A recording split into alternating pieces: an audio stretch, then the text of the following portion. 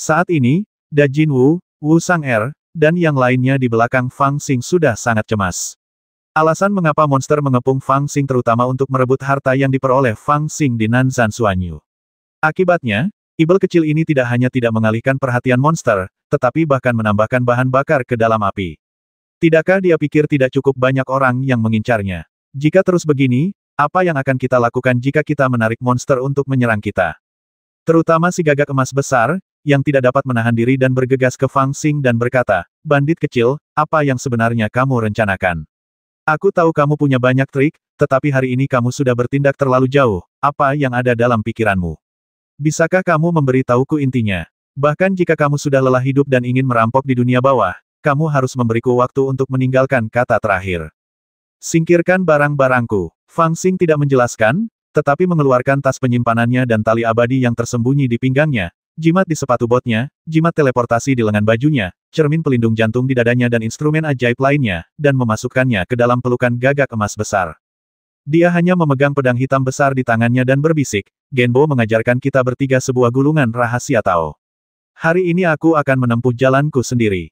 Setelah dia selesai berbicara, dia melangkah ke dalam kehampaan dengan lengan bajunya berkibar, dan memegang pedangnya di dadanya.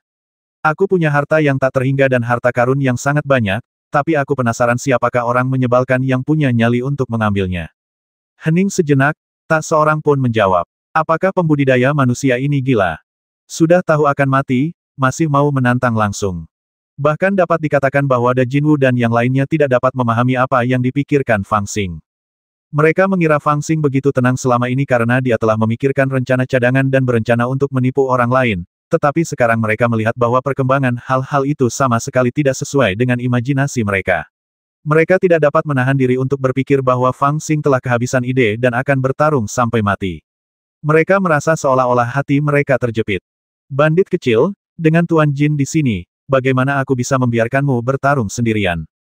Burung gagak emas besar itu berkokok dan ingin maju untuk membantu.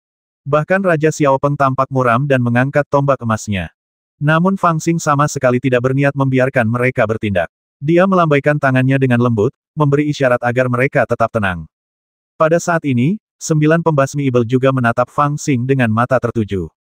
Sulit bagi mereka untuk percaya bahwa setan kecil ini menantang mereka dalam situasi ini. Bukankah dalam legenda disebutkan bahwa setan kecil ini tidak pernah mau berkelahi dengan orang lain dengan baik dan hanya suka bersekongkol dan membuat rencana jahat?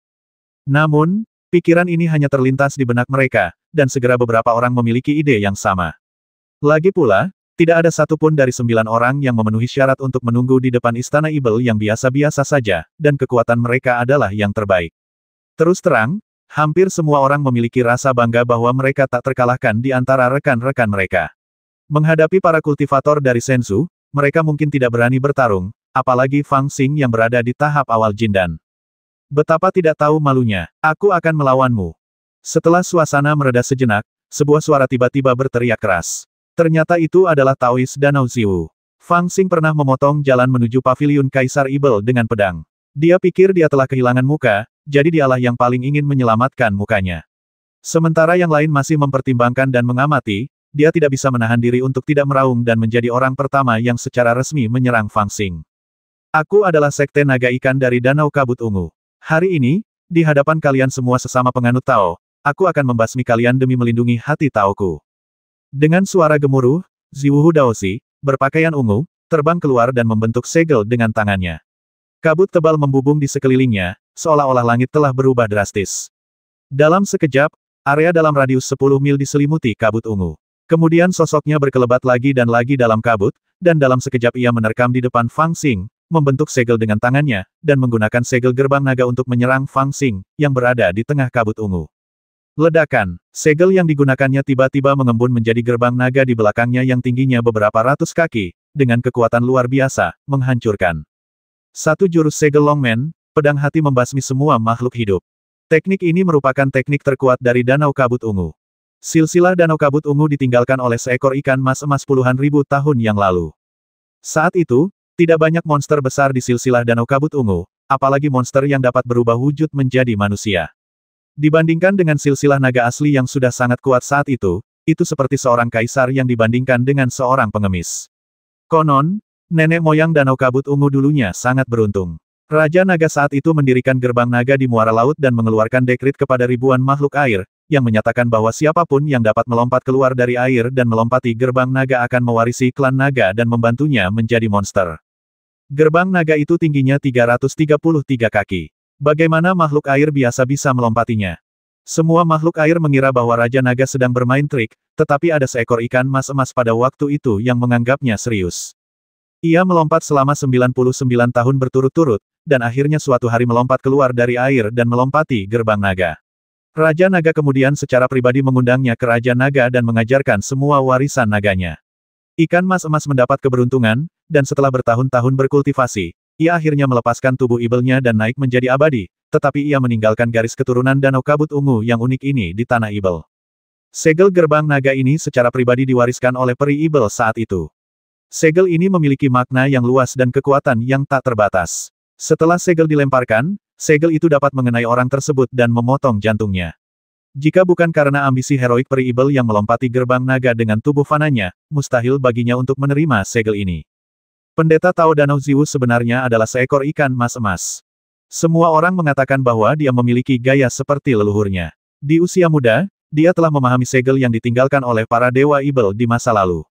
Ketika dia keluar dari pengasingan beberapa tahun yang lalu, dia menggunakan makna segel ini untuk membahas Taoisme dengan seorang kultivator ibel Mahayana Jindan, dan permainan berakhir seri.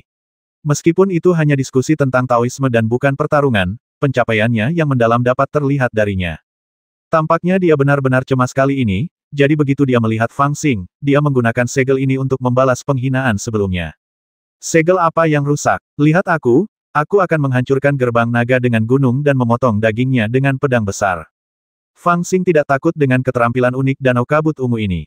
Dia melangkah maju sambil meraung. Darah dan energinya melonjak, seolah-olah guntur yang teredam telah terdengar. Kemudian dia memegang pedang dengan kedua tangan dan menebas ke arah pendeta Tao danau kabut ungu yang sedang membentuk segel. Pada saat yang sama, saat dia menyerang dengan gegabah, kekuatan harta karun gunung di dunia kesadarannya telah berubah, dan bayangan gunung muncul di belakangnya. Pedang ini, dengan kekuatan harta gunung, seberat gunung. Ledakan. Pedang merupakan lawan dari segel, gunung merupakan lawan dari gerbang naga. Taois Danau Ziwu, yang bermaksud menjatuhkan Fang Xing dengan satu gerakan, sangat terkejut hingga darahnya mendidih. Dia tahu bahwa dia sangat kuat, dan bahkan seorang kultivator di tahap Mahayana inti emas harus memperlakukan segel gerbang naganya dengan hati-hati. Namun, dia tidak menyangka bahwa kekuatan Fang Xing begitu kuat sehingga ketika dia menebas dengan pedang, retakan ruang hitam tercipta di udara, seperti gunung dan salju yang bergulung-gulung. Retakan. Di bawah serangan keras itu, tangan Ziwu Daozi yang memegang segel itu mengeluarkan suara retak, dan tampaknya akan patah. Namun, hal ini hanya membuat Ziwu Daozi takut dan ia pun putus asa. Ia dengan putus asa mempersembahkan 3 jimat biru, yang berubah menjadi 3 danau besar di udara, menghalangi dirinya dan Fang Xing seperti mimpi. Namun, saat ia mempersembahkan jimat-jimat itu, pikirannya telah kalah dari Fang Xing, dan gerbang naga di belakangnya runtuh. Datanglah kapanpun kau mau, pergilah kapanpun kau mau. Fang Xing berteriak, maju selangkah untuk mengejar, dan menebas lagi dengan pedang hitam raksasa di tangannya tanpa alasan apapun. Set set set. Saat pedang hitam raksasanya yang tak terkalahkan menebas ke depan, 3 jimat yang diangkat oleh Taois Danau Ziwu hancur satu demi satu dan ilusinya menghilang. Tampaknya Fang Xing menebas gerbang naga dengan 1 pedang, dan 3 danau dengan 2 pedang. Novel terbaru diterbitkan pertama kali di Liu 9 Suba. Kekuatan fisik murni dapat mematahkan semua ilusi. Wus! Ketika bayangan terakhir danau besar itu menghilang, pedang hitam di tangannya telah menebas lurus ke arah Ziwu Daozi yang dilanda kepanikan. Dasar orang menyebalkan, kau benar-benar punya kekuatan fisik sebesar ini, aku akan menghitungnya sebagai hari ini. Pendeta Tao Danau Ziwu tampak malu dan marah. Ia mundur 100 kaki, melambaikan lengan bajunya dan berteriak. Dilihat dari keadaannya, jelaslah mereka tidak berani melawan lebih jauh. Bodoh amat John kau, orang menyebalkan. Aku akan mengambil kepalamu hari ini sebagai korban untuk pedangku. Fang Xing dipenuhi dengan niat membasmi, tetapi dia tidak menyerah. Dia berteriak keras dan menebas dengan pedangnya disertai angin kencang yang tak berujung. Orang menyebalkan ini sangat kejam. Pada saat ini, di atas meteorit di depan Istana Ibel, kecuali Raja Naga Kecil Laut Changlan, Tai Sichier, utusan Senzu dan beberapa orang lainnya yang masih mempertahankan ekspresi tenang, wajah orang-orang lainnya telah berubah drastis. Tampaknya tidak ada yang menyangka bahwa kultivator manusia ini akan begitu kuat. Pendeta Tao yang bermartabat dari Danau Ziwu, seorang pahlawan yang luar biasa di antara generasi muda ras Ibel, sebenarnya dikalahkan oleh Fang Xing dengan 2 pedang. Pada saat ini, peri rubah menoleh dan menatap Daozi dari klan tikus gunung tanpa bayangan, dengan sedikit keterkejutan di matanya. Karena kau sudah menang, mengapa kau harus membasmi kami semua? Fang Xing, ras manusia, biarkan aku memberimu pelajaran tentang kekuatan sihirmu. Pendeta Tao dari klan tikus gunung tanpa bayangan menyipitkan matanya, dan ketika Fang Xing hendak menyerang pendeta Tao dari Danau Kabut Ungu dengan seluruh kekuatannya, dia berteriak dingin. Pada saat yang sama, dia tiba-tiba menghilang ke dalam meteorit. Ketika dia muncul kembali, dia telah bergegas di belakang Fang Xing. Tubuhnya yang kurus dan pendek melompat tinggi di udara, dan cakarnya yang tajam mencengkeram bagian belakang kepalanya dengan suara whoosh. Dia berkata, aku akan mengajarkanmu hal itu, namun serangannya sebenarnya adalah serangan diam-diam. Enyah. Pendeta Tao dari Gunung Wuying telah memperhitungkan waktunya, tetapi dia tidak menyangka bahwa Fang Xing memiliki jiwa yang kuat dan persepsi yang luar biasa. Dia berbalik pada saat kritis dan menebasnya di dada dengan pedang. Dia tahu bahwa serangan diam-diam telah gagal, jadi dia tidak terburu-buru. Dia tertawa, dan sosoknya tersapu mundur 30 kaki seperti bayangan, tertawa muram yo, kamu bereaksi sangat cepat. Hehe, benar juga, ini sudah tua. Fang Xing terkekeh, matanya penuh dengan niat membasmi, dan dia menyerbu ke arah penyerang diam-diam itu dengan pedang di tangan. Namun pada saat ini, matanya tiba-tiba berkedut, tubuhnya berkelebat ke samping, dan tiba-tiba dia melihat cahaya pedang api yang tajam dan tak terlihat, yang melewati jubah di dadanya seperti benang sutra. Itu sangat berbahaya. Dari mana cahaya pedang api itu berasal? Gadis peri rubah berpakaian pria baru saja melepaskan formula sihir yang dicubit si Kai, dengan niat membasmi di antara alisnya, dan melangkah ke dalam kehampaan. Orang menyebalkan, apa kau punya rasa malu? Apa kau akan melawan 3 orang melawan 1 orang? Burung gagak emas besar yang tidak jauh dari situ melihat pemandangan ini dan menjadi sangat marah hingga ia mulai berteriak marah. Ini tentang membasmi Ibel, bukan pertarungan sihir. Jadi, buat apa repot-repot bertarung 1 lawan 1? Peri rubah Ji berbicara dengan suara dingin, berjalan perlahan ke depan, dan mengepung Fang Xing dalam bentuk segitiga bersama kedua monster lainnya. Dalam sekejap, Putri peri rubah yang hanya berpikir untuk menangkap Fang Xing secepatnya demi menghindari masalah lebih lanjut, pendeta Tao dari Danau Kabut Ungu yang penuh dendam dan hanya ingin membasmi Fang Xing, serta 3 pendeta Tao dari klan tikus gunung tanpa bayangan yang menginginkan harta karun Fang Xing dan ingin menaklukkannya terlebih dahulu, telah masing-masing mengambil 3 posisi, mengepung Fang Xing dalam bentuk segitiga, aura mereka bergelora, membentuk formasi kecil. 3 murid pembuluh darah Ibel besar, para talenta muda teratas di tanah Ibel Beiju, tiba-tiba memutuskan untuk mengepung Fang Xing pada saat ini. Kau sudah keterlaluan. Kau telah kehilangan martabatmu sebagai pendeta Tao. Mengapa kau ingin memperbaiki penampilanmu? Dajin yang melihat kejadian ini menjadi sangat marah. Dengan suara keras, sayap emasnya mengembang dan dia menyerbu seperti badai, terlihat sangat agung dan ganas. Karena dia melihat Fang Xing dikepung, dia tidak bisa duduk diam. Meskipun dikepung adalah kesalahan bandit kecil itu sendiri, jika dia tidak membereskan kekacauan saudaranya sendiri, siapa lagi yang bisa dia harapkan? Bandit kecil, kau basmi ikan mas dulu, aku basmi tikus, baru kita bergandengan tangan membasmi rubah. Dengan suara gemuruh yang keras, gagak emas besar mengepakkan sayapnya, dan hendak menyerang pendeta Tao Gunung Wuying. Namun, sebelum menerkam, tiba-tiba ia melihat 4 sosok tiba-tiba bergerak di belakang meteorit di tengah. Mereka bergerak ke udara dan menghalangi jalannya. Melihat penampilan keempat orang ini, mereka semua mengenakan baju besi air, memiliki kultivasi yang baik, dan memiliki aura pembasmi yang menakutkan. Mereka adalah jenderal pertempuran jarak dekat dari Pangeran ke-9 Laut Changlan. Tuanku berkata cepat atau lambat dia akan mengalahkanmu, jadi tidak perlu terburu-buru sekarang. Salah satu dari 4 jenderal berkata tanpa ekspresi, dengan aura pembasmi melayang di sekelilingnya. Jelas bahwa jika Golden Crow bergerak, mereka juga akan mengambil tindakan. Burung gagak emas besar itu tampak muram kalian berempat mencoba menghentikanku, apakah kalian benar-benar berpikir aku tidak akan memakan orang? Melihat keadaan akan menjadi sulit, bahkan Raja Peng bersayap emas kecil pun siap bertarung. Namun di sana, Fang Xing, yang dikelilingi oleh peri rubah Ji dan 3 lainnya, tiba-tiba tertawa terbahak-bahak. Jin Liuzi, mengapa kamu begitu cemas? Aku sudah ada sejak lama, dan belum pernah melihat orang menderita kerugian. Bersikaplah baik dan jaga harta karunku. Aku akan bertarung denganmu hari ini. Dengan teriakan tajam, pedang raksasa hitam itu bergetar, dan embusan angin bertiup dari tanah.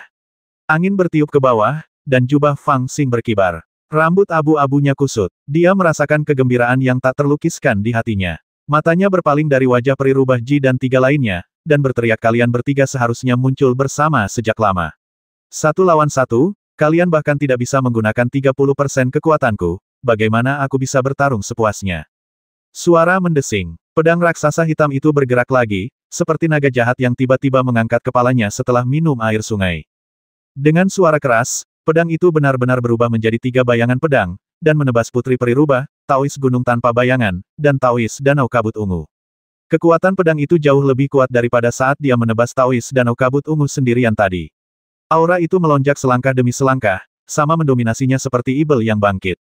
Orang menyebalkan ini benar-benar menyembunyikan kekuatannya tadi. Daozi Wuyingshan berteriak kaget, lalu mencibir dengan cara ini, tindakanku tidak akan sia-sia. Suara mendesing. Menghadapi pedang Fang Xing, ia tidak menghindar atau menghindar, membiarkan pedang itu membelahnya menjadi 2. Namun, tubuhnya terbelah tanpa ada luka atau darah.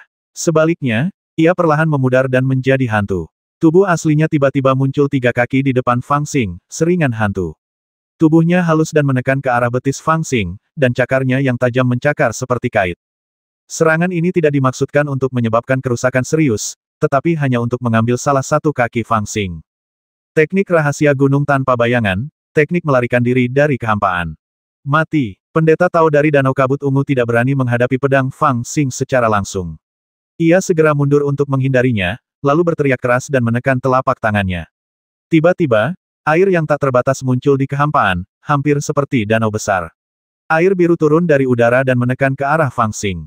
Di danau ini, ada berbagai macam ide Tao yang aneh dan jahat. Selama seseorang jatuh ke dalam danau, akan ada ratusan cara untuk mengalahkan musuh. Saat Fang Xing menghunus pedangnya, Peri Rubah Ji telah membentuk segel sihir. Dia membuka bibir cerinya dan pil merah segera muncul di udara. Lapisan energi pedang mengembun di sekitar pil seperti embun beku, dan dalam sekejap berubah menjadi jaring besar yang terdiri dari ratusan energi pedang kecil dan tajam, yang menutupi Fang Xing secara langsung. Itu adalah pedang pil rubah yang telah dia kembangkan secara ekstrim. Mendengus, Fang Xing menanggapi serangan balik ketiga orang itu hanya dengan senyuman dingin, lalu dia melancarkan 3 gerakan. Menginjakkan kaki, lempar pedang, segel, sua. Pendeta Tao dari Gunung Wuying awalnya bermaksud untuk berhasil dan setidaknya membuat kaki Fang Xing tidak dapat menggunakan kekuatannya selama setengah hari. Tepat ketika dia yakin dengan cakarnya, dia tidak menyangka Fang Xing tiba-tiba melangkah ke dalam kehampaan. Dengan suara keras, riak tak terlihat terpancar dari tempat dia melangkah. Pada saat ini, kaki kanannya sebenarnya lebih kuat dari gunung, tak terkalahkan, dan kekuatannya sekuat pilar batu giok yang menopang langit. Pah pah pah. Sebelum cakarnya dapat mencengkeram kaki Fang Xing, kakinya sudah diserang oleh energi jahat di sekitar Fang Xing, mematahkan 3 kakinya dan hampir melukai 1 jarinya. Tikus terkutuk, kemarilah dan mati. Fang Xing melangkah maju untuk merangsang darah dan energinya, menghancurkan sihir jahat Taois Wuyingshan, lalu berbalik dan menamparkan kepalanya. Hehehehe, setan kecil ini sungguh luar biasa. Pendeta Tao Wuyingshan mencibir dan tiba-tiba terbalik, melompat 10 kaki jauhnya. Meskipun dia tampak santai, dia terkejut dalam hatinya orang aneh macam apa ini. Keterampilan alkimianya biasa saja, tetapi tubuhnya sangat kuat. Pendeta Tao Danau Kabut Ungu, yang mengandalkan bantuan 2 orang pembantu yang hebat, mampu menghindari tekanan yang terlalu keras dari Fang Xing, jadi dia merapal mantra yang rumit dan menginginkan sebuah danau besar untuk menutupi Fang Xing. Namun, dia tidak menyangka bahwa orang itu bahkan tidak melihat mantra yang dia merapal. Dia berbalik dan melemparkan pedang ke arahnya. Pedang itu 3 kali lebih panjang, 3 kali lebih lebar, dan 3 kali lebih tebal dari pedang biasa. Pedang itu dipenuhi dengan energi pembasmi, dan pedang ini hampir merobek kehampaan. Suara mendesing. Pendeta Tao Danau Ziwu yang ketakutan tidak berani menghadapi pedang itu secara langsung. Dia segera mundur dan nyaris menghindari pedang itu. Saat ia berusaha sekuat tenaga menghindari pedang itu, danau yang susah payah ia ciptakan menghilang secara alami. Setelah melemparkan pedang dengan santai, Fang Xing dengan cepat membentuk segel.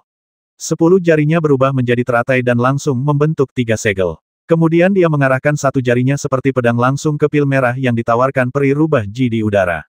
Dalam sekejap, waktu tampak membeku, dan niat pedang mengerikan yang dilepaskan dari pil merah Peri Rubah Ji tampak membeku. Segalanya tampak melambat beberapa kali, dan hanya Fang Xing yang menunjuk jarinya. Pedang Fox dan, pada saat ini, Fang Xing juga menggunakan pedang pil rubah. Setelah dia mengenakan topeng hantu rubah hijau untuk pertama kalinya, dia menggunakan pedang pil rubah untuk melukai penguasa penjara jurang hitam. Novel terbaru diterbitkan pertama kali di Liu 9 Suba.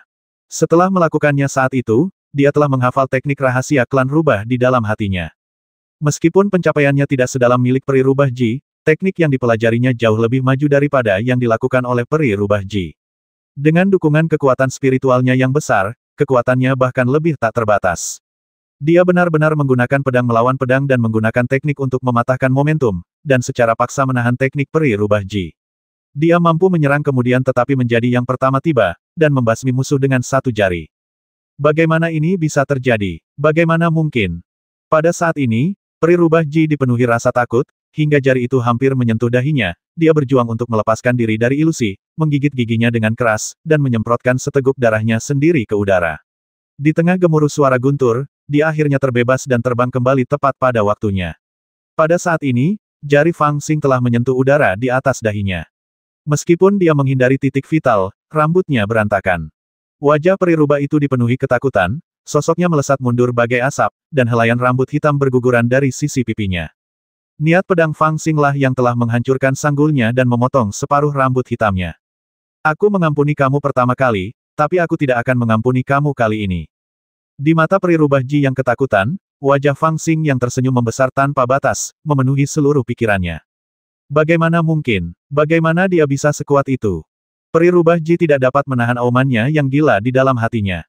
Dia selalu berpikir bahwa dia tidak menganggap serius Fang Xing. Meskipun dia mengakui kekuatannya, dia hanya berpikir bahwa dia dan Fang Xing setara. Sekarang dia bersedia mengepung Fang Xing dengan dua orang lainnya hanya untuk menjatuhkannya dengan cepat untuk menghindari masalah lebih lanjut.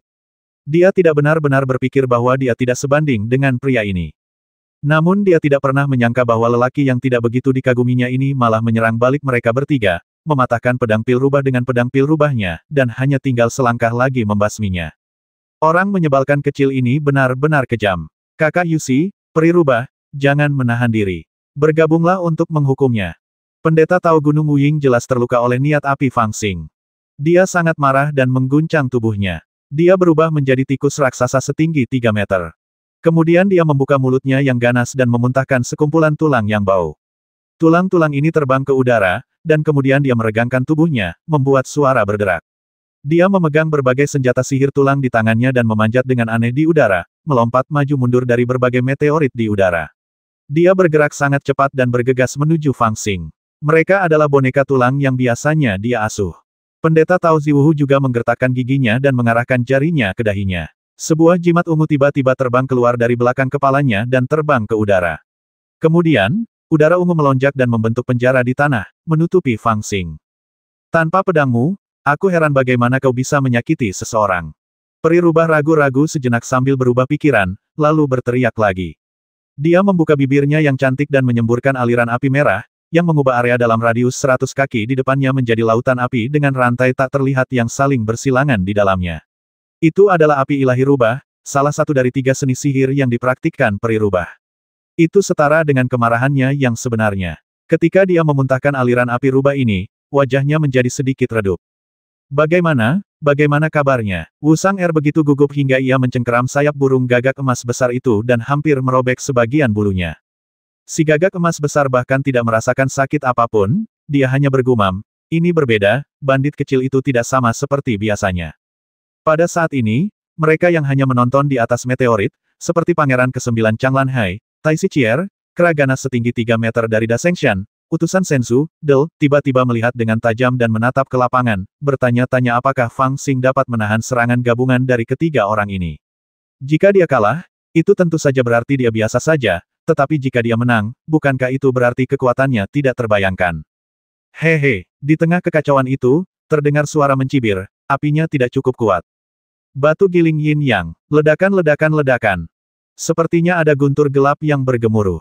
Monster yang melihat medan perang di depan Istana Ibel tidak dapat mendengar guntur di telinga mereka, juga tidak melihat kilat di mata mereka, tetapi mereka samar-samar merasakan guntur gelap yang bergemuruh di medan perang. Pada saat yang sama, mereka bahkan merasakan bahwa langit dan bumi berputar perlahan. Namun, mereka segera menyadari bahwa bukan langit dan bumi yang berputar, tetapi yin dan yang berbalik arah. Pusaran itu berada di tengah dan datang dari depan. Orang-orang itu terpaku oleh jimat pendeta Tao Danau Kabut Ungu, diselimuti oleh api suci peri rubah, dan dikelilingi oleh boneka tulang putih pendeta Tao Gunung tanpa bayangan. Bahkan sosok manusia kecil itu hampir tenggelam dalam pertempuran. Dalam pertempuran di mana tidak ada seorang pun yang terlihat sama sekali, tiba-tiba sesuatu yang aneh terjadi, seolah-olah seorang raksasa telah tumbuh dalam pertempuran dan akan menerobos langit. Aura melonjak, menyebabkan api suci berguling kembali dan jimat itu bergetar. Tidak ada raksasa, hanya bayangan yang sangat kecil dibandingkan dengan pertempuran itu. Di belakangnya, tumbuh dua sayap emas yang panjangnya hampir 10 kaki. Setiap bulu sebenarnya adalah pedang bulu. Dua sayap emas besar itu perlahan bergerak, bersinar terang dengan cahaya keemasan, melindunginya. Terlihat dengan mata terbuka bahwa setiap boneka tulang yang menyerbu dipotong-potong oleh sepasang sayap pedang. Metode rahasia suku Dapeng dari Lone Blade Mountain, 180.000 pedang. Banyak monster di lapangan tahu apa yang sedang terjadi. Mereka membuka mata lebar-lebar karena takjub dan banyak dari mereka berseru kaget. Hanya manifestasi kesadaran ilahi saja yang benar-benar dapat memiliki kekuatan seperti itu. Teknik rahasia klan Dapeng pada awalnya berevolusi dari sepasang sayap emas anggota keluarga, dan memiliki kekuatan tak terbatas. Tetapi kultivator manusia di depannya, hanya melalui penggunaan kekuatan spiritual, sebenarnya menumbuhkan sepasang sayap ajaib yang tidak kalah dengan sayap klan Dapeng. Pada saat ini, telapak tangannya membentuk segel misterius, satu ke atas dan satu ke bawah, satu ke depan dan satu ke belakang, perlahan-lahan menggambar sebuah lingkaran. Gas hijau dan gas hitam perlahan muncul dari tubuhnya saat dia menggambar lingkaran dengan tangannya, lalu yang satu positif dan yang lainnya negatif, yin dan yang terbalik. Setelah api suci peri rubah mendekat, api itu sebenarnya langsung ditarik oleh dua energi yin dan yang, lalu dicekik oleh kekuatan yang sangat besar, tetapi berubah menjadi cahaya suci murni, dan sedikit demi sedikit, menjadi sumber kekuatan bagi energi yin dan yang, sama sekali tidak efektif. Apakah kekuatan anak ini sekuat itu? Peri rubah terhuyung mundur, wajah cantiknya sudah membiru. Mata Ziwuhu Daozi berkilat marah, dan dia berteriak putus asa jimat ilahi Hongmeng, tekan itu untukku. Berdengung, jimat ungu di atas kepala Fang Xing tiba-tiba bergetar sedikit, dan samar-samar, seperti terdengar suara nyanyian. Udara ungu di langit tiba-tiba melonjak, seperti bima sakti yang jatuh dari langit, mengalir turun ke arah Fang Xing.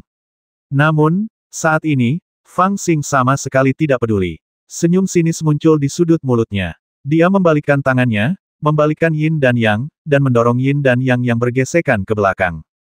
Retakan, saat yin yang green berbalik, kekuatan peri rubah ji dan api dewa rubah yang awalnya hancur, semuanya melawan arah angin dan berubah menjadi cahaya suci yang sangat besar, yang mengembun di sekitar tubuh Fang Xing, kemudian melesat menuju langit, tepat di udara, bertabrakan dengan udara ungu yang dicurahkan oleh jimat ungu, dan terjadilah ledakan keras, aliran udara yang dahsyat mengalir ke segala arah, menghancurkan meteorit yang tak terhitung jumlahnya di kehampaan. Monster-monster yang lebih lemah yang mengawasi sekitar tidak dapat berdiri tegak. Mereka menutupi wajah mereka dengan lengan baju dan menggunakan kekuatan spiritual mereka untuk membela diri. Adapun Ziwuhu Daozi, dia merasa seolah-olah dia dihantam oleh kekuatan yang luar biasa. Darah menyembur keluar dari mulutnya dan dia jatuh puluhan kaki. Ketika dia membuka matanya lagi, dia melihat jimat ungu perlahan jatuh di depannya. Kait perak dan lukisan besi pada jimat itu telah hancur setengahnya. Pada saat ini, dia hampir tidak bisa mempercayai matanya. Gelombang api yin melonjak dari lubuk hatinya jimat ilahi Hongmeng. Kamu benar-benar menghancurkan jimatku. Pada saat ini, Fang Xing di lapangan sudah terbang ke udara, lidahnya meledak dengan guntur musim semi, dan dia berteriak kepada Ziwuhu Daozi pedang. Daozi dari Danau Ziwu tertegun sejenak, lalu tiba-tiba merasakan sesuatu dan lari. Suara mendesing. Pedang hitam besar melesat dari kekosongan di belakangnya dan menusuk tepat ke punggungnya. Karena ia menghindar dengan cepat, ia berhasil menghindari bagian vital, tetapi salah satu lengannya terpisah dari tubuhnya dengan suara swish. Pedang hitam besar itu melesat ke arah Fang Xing seperti kilat. Pedang itu memiliki kekuatan guntur, tetapi ia menangkapnya dengan mudah di tangannya dengan satu gerakan dan mengarahkan pedang itu ke segala arah. Dengan kemampuan sekecil itu, kau bahkan tidak bisa menjadi seekor domba gemuk, dan kau masih ingin bertarung denganku. Fang Xing tertawa keras dan mengayunkan pedang hitam raksasa itu lagi. Ledakan, seperti seekor naga hitam yang mengguncang dunia, pedang hitam besar di tangannya lurus seperti guntur dewa, yang menyambar 3 orang dalam sekejap. Pendeta Tao dari Gunung Tanpa Bayangan, Putri Peri Rubah, Pendeta Tao dari Danau Kabut Ungu, dan yang lainnya semuanya ketakutan dan ingin melarikan diri dari lingkaran pertempuran, tetapi mereka terjerat olehnya dan pedangnya dan tidak dapat melarikan diri. Mereka hanya bisa menggertakkan gigi dan bertahan, tidak lagi peduli untuk menahan diri, dan menggunakan semua jenis keterampilan sihir misterius dan senjata sihir yang kuat seolah-olah mereka bebas. Jelas hanya ada 4 dari mereka, tetapi mereka mengubah kekosongan ini menjadi medan perang tempat jutaan orang bertempur. Akan tetapi, yang lebih mengejutkan lagi adalah Fang Xing, hanya dengan pedangnya, mampu menekan mereka bertiga. Orang ini memiliki kemampuan yang sangat hebat, bahkan gabungan kekuatan para Taois dari Gunung Qingqiu, Gunung Wuying, dan Danau Ziwu tidak dapat mengalahkannya. Di atas meteorit itu, seorang gadis dari Raja Ular Blackwood Ridge, mengenakan jubah hijau yang diikatkan erat ke tubuhnya, berbicara dengan terkejut, tidak mampu mengendalikan diri. Hehe, kalau kamu punya kemampuan seperti ini, kamu berhak menerima 9 serangan pedangku. Di sisi utusan Senzu, pria botak itu memegang 2 pedang di tangannya, bersemangat untuk mencoba. Di samping Raja Changlanhai Xiaopeng, Taisi Chier, seorang Taois dari keluarga Taisi, yang sedang membaca buku kuno dan tampak tidak peduli dengan pertempuran itu, juga mengangkat kepalanya saat ini, dengan tatapan aneh di matanya. Dia dengan lembut memasukkan buku kuno itu ke dalam lengan bajunya, perlahan berdiri, dan tertawa pelan. "Ya, hanya dengan bertarung dengan orang seperti itu aku dapat mempelajari metode pembasmian dan mengorbankannya untuk pedang Konfusianisme hati buku milikku. Sikutu buku, apakah kamu ingin melakukannya?" Pangeran ke-9 Changlanhai di sampingnya tersenyum lembut, masih tampak sedikit tidak peduli. Taisi Chier tersenyum dan tidak berkata apa-apa, hanya melihat ke lapangan. "Ambil kepala kalian untuk dikorbankan pada pedangku." Pada saat ini, di tengah pertempuran sengit di kehampaan, Fang Xing merasa bahwa waktunya telah tiba. Dia berteriak dingin, dan sosoknya tiba-tiba menghilang seperti kepulan asap. Dia sekarang kurang dari 3 kaki dari Taois Wu Yingshan, yang memutar matanya dengan ragu, tidak tahu apakah dia harus mundur dari medan perang sementara tekanan pada tubuhnya menghilang. Pedang raksasa hitam itu menyapu langsung ke kepalanya. "Dasar tikus bodoh, kukira kau bisa menyerangku secara diam-diam. Mau mencicipi milikku?" "Ah, ya." Pendeta Tao Wu Yingshan sangat ketakutan hingga keringat dingin membasahi sekujur tubuhnya. Dia melompat dan melompat ke udara. Novel terbaru diterbitkan pertama kali di Liu 9 Suba. Tertawa, Fang Xing memotong tubuhnya dengan pedang, dan di tengah darah, sesosok kurus melarikan diri ke kejauhan. Fang Xing sama sekali tidak peduli, mengetahui bahwa meskipun tikus itu telah melarikan diri, ia juga telah terluka parah oleh pedangnya. Ia mengalihkan pandangannya dan menatap orang lain. Ia menendangkan kakinya ke udara, dan 2 sayap emas di belakangnya terbuka dengan suara Swiss, menutupi separuh langit. Ia bergegas menuju peri rubah Ji dan berteriak, "Rubah jalang, berikan aku kepalamu." Menghadapi tebasan yang dahsyat ini, peri rubah Ji ketakutan dan tidak berniat untuk melawannya. Tanpa berpikir panjang, dia berbalik dan menggunakan teknik teleportasi, menghilang ke dalam kehampaan. Namun, Fang Xing tidak ragu-ragu dan mengikutinya ke dalam kehampaan. Ketika kedua sosok itu muncul kembali pada saat yang sama, mereka berada kurang dari 3 kaki dari peri rubah Ji. Suara mendesing. Dia mengayunkan pedangnya, mencoba memotong kepala orang itu. Peri rubah Ji menjerit, dan sedikit rasa takut akhirnya muncul di matanya yang indah. Tidak mudah bagi seorang cantik untuk tumbuh dewasa, bagaimana mungkin dia bisa dengan mudah memotong kepala seseorang. Tepat saat Fang Xing hendak memotong kepala peri rubah dengan pedangnya, sebuah nyanyian yang jelas dan panjang terdengar. Dari sisi kiri tubuhnya, seorang pemuda kurus dan tampan dengan pakaian sarjana hijau melayang mendekat. Sambil mendesah pelan, dia menunjuk Fang Xing dari kejauhan dengan jarinya seolah sedang memetik bunga. Fang Xing segera menjadi waspada, berbalik dan melotot ke arahnya. Dia berbalik dengan cepat, dan menggambar lingkaran dengan pedang hitam besar di tangannya, menyapu keluar. Menggigit, terdengar suara keras, dan tiba-tiba sebuah pedang kuno muncul entah dari mana dan menusuk tubuh Fang Xing, tetapi patah oleh pedang hitam besar di telapak tangannya. Pedang itu mengeluarkan suara panjang dan menyenangkan di udara, lalu terbang kembali ke lengan baju cendekiawan itu. Namun pada saat ini, cahaya pisau tajam datang dari jarak 100 kaki, tanpa suara tetapi dengan kekuatan tak terbatas, dan itu benar-benar memotong celah samar di kehampaan, dan kemudian seperti ular panjang yang tergantung di udara dari timur ke barat selama beberapa napas. Fang Xing bertindak seolah-olah itu adalah masalah yang mendesak, memegang pedang di kedua tangan, dan menebas beberapa kali di udara. Kekuatan kekerasan bersiul seperti angin, melarutkan pisau. Setelah pisau ini, ada seorang pria botak memegang 2 pedang, yang datang dari Senzu. "Wah, reputasimu sangat kuat, dan kamu benar-benar punya keterampilan. Kalau kamu bisa mengambil pisauku, aku akan memberimu kesempatan." Pria botak dan Taisi Chier saling menyerang dari sisi timur dan barat. Ketika mereka bertemu, mereka sedikit tercengang. Meskipun metode serangan mereka satu demi satu, mereka sebenarnya menyerang pada saat yang bersamaan. Hanya saja jarak di antara mereka berbeda, jadi mereka tiba pada waktu yang berbeda. Namun, ketika mereka bertemu, mereka sedikit ragu-ragu. Bagaimanapun, mereka bangga dengan status mereka dan tidak berniat untuk benar-benar bergabung. "Rekan Taois Taisi, saya selalu mendengar bahwa Anda hanya tahu cara belajar, tetapi hari ini Anda ingin menunjukkan kepada kami kekuatan gaib Anda, bukan? Pria botak itu menatap Tai Shichier, pandangannya tertuju pada pedang kuno di sekitarnya, lalu terkekeh pelan.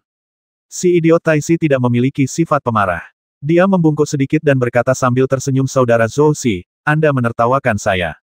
Saya hanya seorang sarjana. Bagaimana saya bisa memahami kekuatan sihir? Saya hanya ingin ikut bersenang-senang dan mencoba beberapa keterampilan pedang biasa-biasa saja yang telah saya pelajari setelah belajar selama 100 tahun. Karena Saudara Zhou Xi juga akan bergerak, saya tidak berani mempermalukan diri sendiri. Saya akan memberikan kesempatan ini kepada Saudara Zhou Xi. Sambil berbicara dia membungkuk dan hendak mundur dari pertempuran. Mendengar ini, si botak tersenyum dingin dan berkata dengan acuh tak acuh, terima kasih. Namun pada saat itu, tiba-tiba terdengar suara kasar, biarkan pamanmu, dua orang menyebalkan itu datang menyerangmu bersama-sama. Panggilan, Fang Xing mengayunkan pedangnya dari samping dan menebas di udara, tepat ke arah Tai Shichier dan pria botak itu. Dia benar-benar ingin melawan Tai Shichier dan Zhou Xianjue dari Senzu. Monster-monster di lapangan sangat terkejut. Bahkan Raja Naga Kecil Laut Changlan dan kakak senior He dari Senzu menunjukkan keterkejutan. Meskipun Fang Xing baru saja bertarung melawan tiga Taoist Venerable besar sendirian dan menunjukkan keganasan yang tak terbatas, jika dia bertarung melawan salah satu dari Tai Shichier dan Taoist Senzu Chunyang Zhou Xianjue sendirian, mereka tampaknya akan seimbang. Jika dia ingin melawan keduanya pada saat yang sama, itu masih akan tampak sedikit di luar kemampuannya. Tai Shichier, yang telah menjadi manusia selama 70 tahun, mengalami kesedihan karena menua seperti manusia, bangkit dalam 10 tahun, membangun fondasinya dan membentuk ramuan, menjadi terkenal di negeri monster. Meskipun ia lahir dalam 100 tahun yang sama dengan peri rubah Ji dan yang lainnya, ia sebenarnya setengah generasi lebih tua dari murid-murid Tao lainnya. Kekuatannya layak disebut tak terduga. Bersama dengan Kerasiong setinggi 3 kaki dari Gunung Sage Agung, yang satu bodoh dan yang lainnya gila, mereka adalah dua orang aneh paling terkenal di negeri monster. Di negeri Ibel, semua orang tahu bahwa dia tidak mudah untuk dihadapi, tetapi mereka tidak tahu betapa sulitnya dia.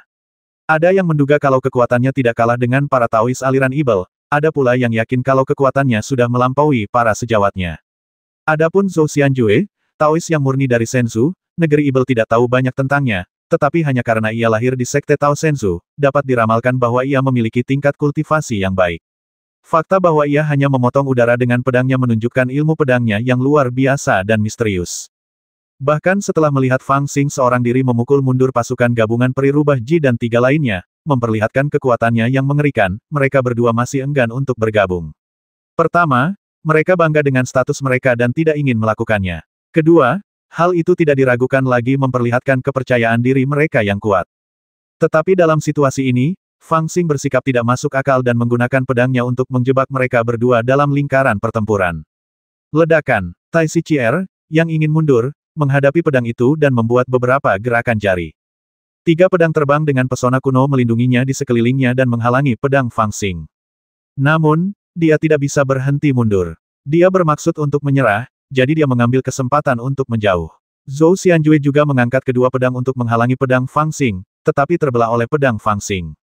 Kedua pedang itu mengeluarkan suara berderak dan percikan api beterbangan. Bahkan dia tidak bisa menahan diri untuk tidak melayang mundur 10 kaki, dengan sedikit amarah di wajahnya. Fang Xing, singkirkan kesombonganmu. Jika kau bisa mengambil pedangku, aku akan menghadiahimu hak kesulungan. Zhou Xianjue berteriak dingin, menetralkan kekuatan serangan pedang Fang Xing, lalu membalik pisau lengkung di tangan kanannya dan menebasnya secara diagonal. Pada saat ini, seiring dengan kekuatan pisau, 8.000 bayangan pisau muncul di udara, seperti air pasang, menutupi Fang Xing secara langsung. Pada saat yang sama, dia membalikkan pisau di tangan kirinya ke belakang, seolah-olah sebuah pintu di langit telah terbuka di belakangnya, dan air dan api muncul dari udara tipis di angkasa, dengan kekuatan yang menggetarkan langit.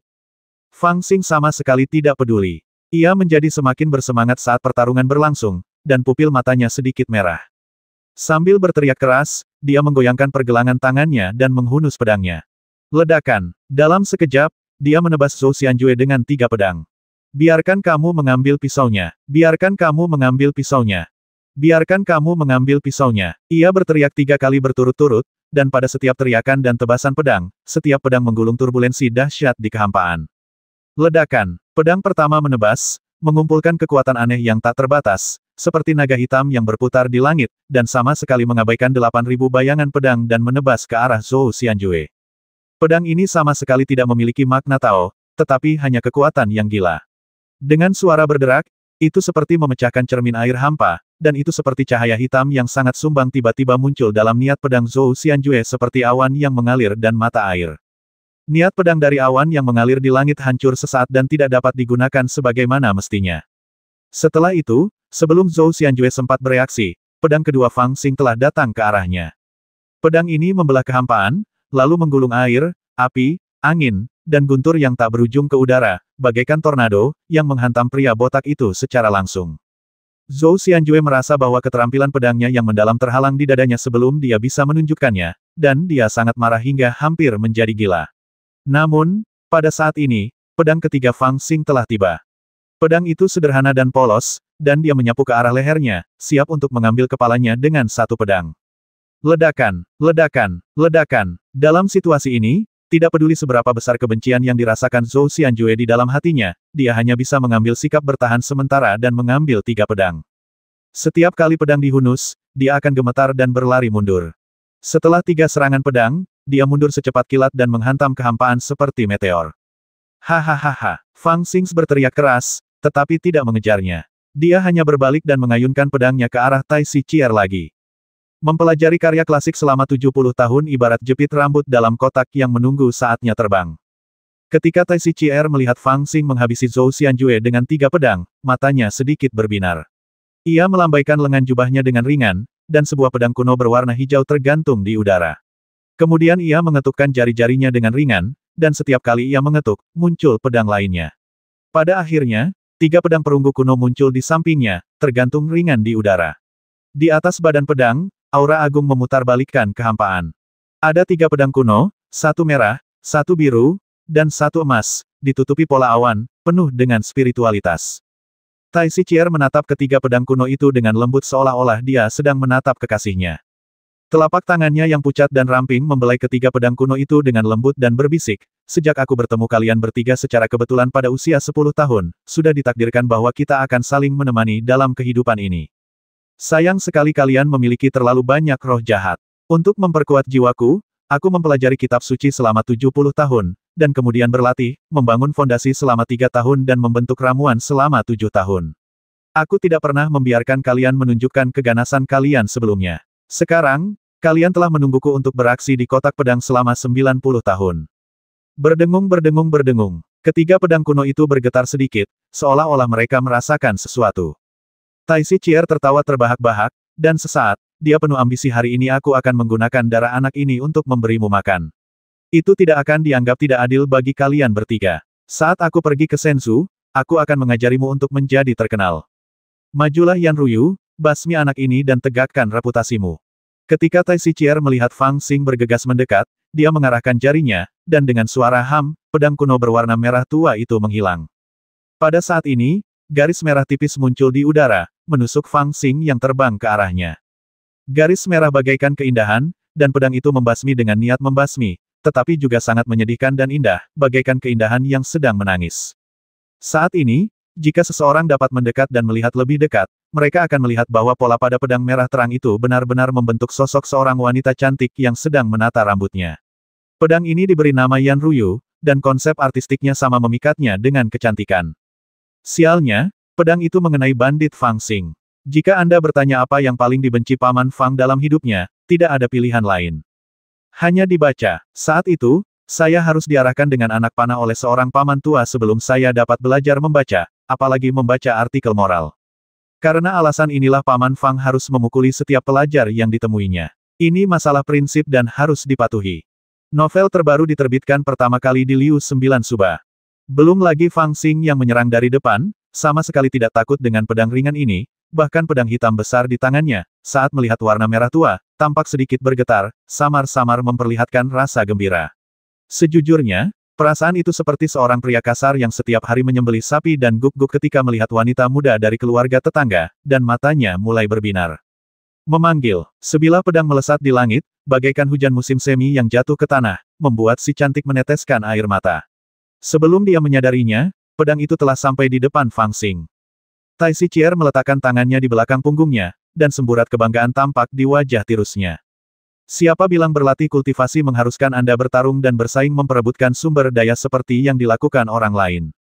Siapa bilang kalau kita hanya membaca buku untuk memahami makna sesuatu, kita tidak bisa menapaki jalan spiritual dan memperoleh kekuatan supranatural? Lihatlah aku, Tai Shichier, yang telah belajar selama 70 tahun, memiliki pikiran jernih dan jiwa yang lurus, dan dapat menghunus pedang kuno ini dengan wajah cantik bagaikan batu giok, sama baiknya. Begitu aku memikirkan hal itu, aku tiba-tiba tertegun dan tidak bisa berpikir lebih jauh. Karena saat ini Fang Xing sudah bertabrakan langsung dengan pedang kuno berwarna merah terang. Dia pikir pedang itu akan dengan mudah memotong kepalanya, tetapi dia tidak menyangka bahwa pedang Fang Xing akan lebih cepat lagi. Pedang raksasa hitam itu memotong pedang kuno itu dengan suara dentang, lalu dia mengangkat tangannya dan mengayunkan pedang lainnya, lalu mengangkat tangannya lagi dan mengayunkan pedang lainnya, lalu mengayunkan pedang lainnya dengan punggung tangannya, lalu mengayunkan pedang lainnya dengan punggung tangannya. Oh, kamu mau lari? Kejar dan serang dengan pedang lainnya. Dia masih bergumam, aku akan membuatmu secantik giok, aku akan membuatmu secantik giok, aku akan membuatmu secantik giok. Dentang, dentang, dentang, dengan serangkaian suara renyah. Pedang raksasa hitam itu tampaknya dihidupkan kembali dengan spiritualitas yang samar-samar, dan itu sangat menyenangkan. Ya, sama saja kenikmatannya dengan seorang tukang daging yang menangkap gadis dari rumah tetangga dan memukulnya. Berdengung. Setelah dihantam beberapa pedang, bahkan pedang kuno berwarna merah tua pun mengeluarkan suara meraung, dan sebuah retakan muncul pada pedangnya. Tai Shichier begitu cemas hingga matanya memerah. Dia tidak peduli dengan apapun dan menunjuk ke satu tempat sambil berteriak, ribuan gantang millet, pergi. Suara mendesing. Pedang hijau kuno itu terbang ke udara, membawa serta hamparan tanaman hijau yang luas di seluruh dunia, seluas berhektar-hektar gandum hijau. Akan tetapi, saat dia pergi dengan santainya, serangkaian suara denting segera terdengar di kehampaan, disertai dengan kutukan, aku akan memberimu 1000 gantang millet, aku akan memberimu 1000 gantang millet, aku akan memberimu 1000 gantang millet.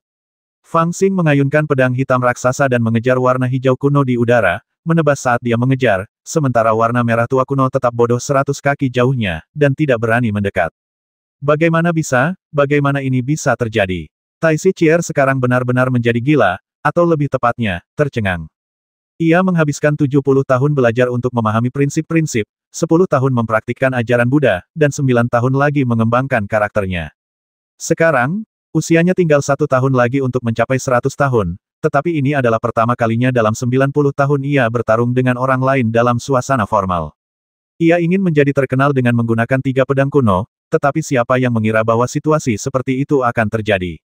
Bukankah ketiga pedang kuno ini semuanya disertai dengan jalan agung? Bukankah keduanya mampu mengusik hati manusia dan mengiris jiwa mereka dengan pedang? Bagaimana dia berakhir dalam situasi ini, dikejar dan dipukuli? Rumah emas. Dalam keadaan seperti itu, Tai Shichier hendak melepaskan pedang kuno ketiga, tetapi ketika dia mendongak, dia melihat kultivator manusia melangkah di udara, mengangkat pedang hitam besar dan menebas, sambil berteriak, aku akan memberimu rumah emas. Berdengung. Pedang kuno emas itu melayang dengan suara mendesing, tetapi tidak menebas ke arah Fang Xing, melainkan lolos. Tai Shichier ketakutan dan berteriak sekeras-kerasnya, rumah emas. Rumah emas, kembalilah, rumah emas. Adegan absurd serangan Tai Shichier mengejutkan semua monster. Bahkan Fang Xing tertawa. Dia tahu dalam hatinya bahwa ketiga pedang kuno ini tidak dapat melukainya. Salah satu alasannya adalah ketika dia membentuk ramuan, dia menggunakan air laut mata air kuning dan energi kematian Hongmeng untuk melatih jiwanya. Sekarang lautan kesadarannya telah berubah menjadi alam kesadaran. Jiwanya seperti matahari yang terik, yang tak terkalahkan. Niat pedang terkuat dari ketiga pedang kuno ini sama sekali tidak dapat menyerangnya. Terlebih lagi, pedang hitam raksasa di tangannya juga memiliki asal-usul yang besar. Pedang itu telah terkunci rapat di makam pedang saat itu. Meskipun embrio pedang di dalamnya kini telah lolos ke lautan kesadarannya, masih ada sedikit aura yang tersisa di pedang raksasa ini. Seseorang bahkan samar-samar dapat merasakan sedikit spiritualitas yang terkandung di dalamnya. Dan spiritualitas inilah yang menahan ketiga pedang kuno itu.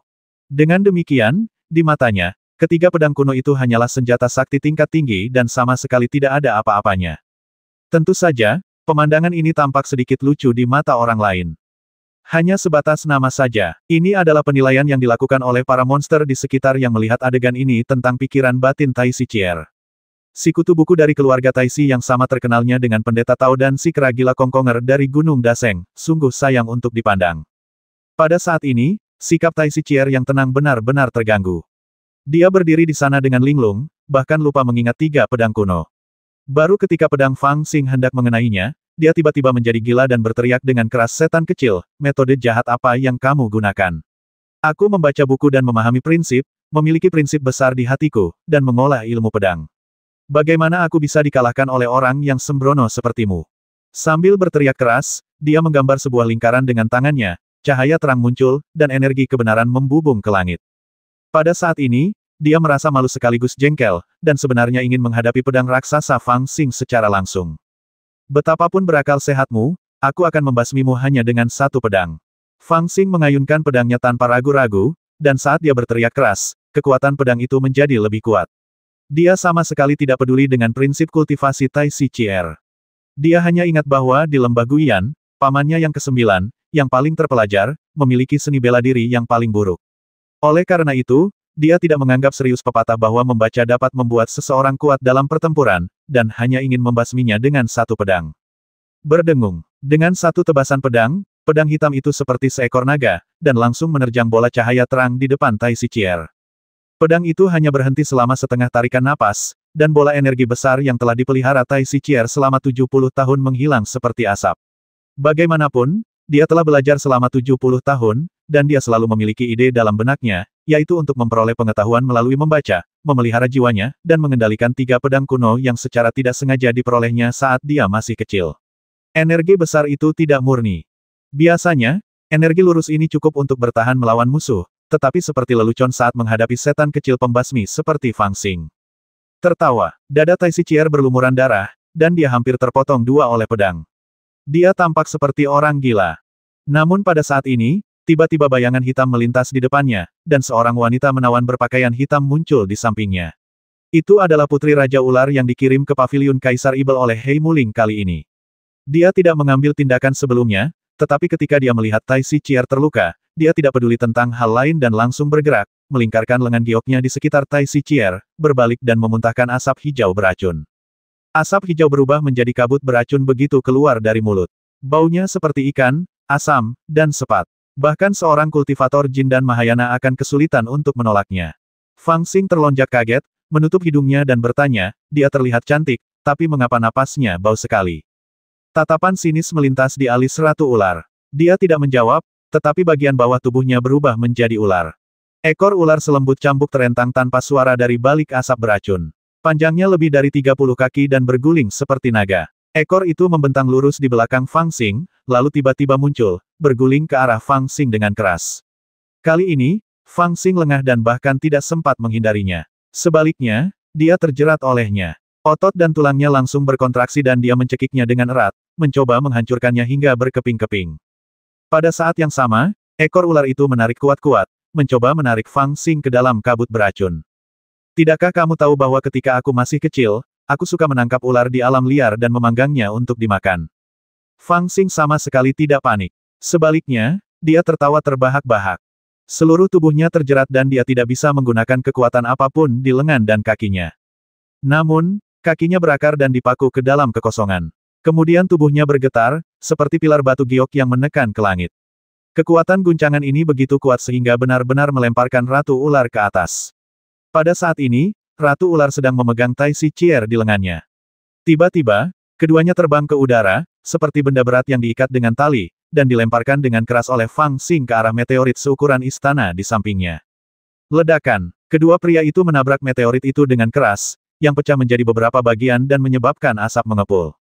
Demi melindungi Tai Si Chier, Ratu Ular memeluknya, dan menahan benturan dengan tubuhnya sendiri.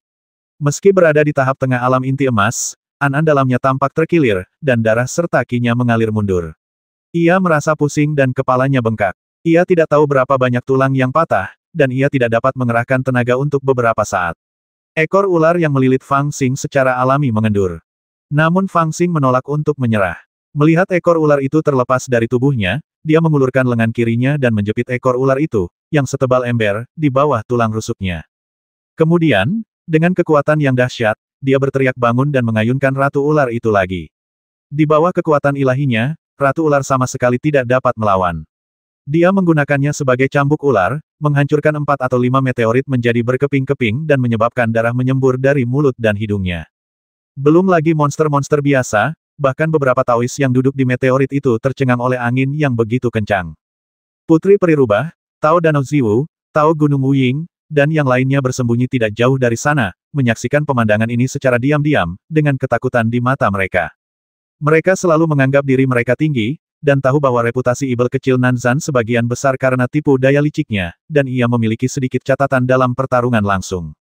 Oleh karena itu, mereka hanya waspada terhadap tipu dayanya untuk menipu orang lain, tetapi mereka tidak pernah berpikir bahwa kekuatannya begitu mengerikan. Terutama Peri Rubah Ji, yang kepalanya hampir terpenggal oleh pedang Fang Xing barusan, dan seluruh pikirannya diserbu oleh aura pembasmi Fang Xing. Aku tidak bisa, kita sudah membentuk perseteruan yang mematikan. Aku tidak bisa membiarkan musuh sekuat itu bertahan hidup.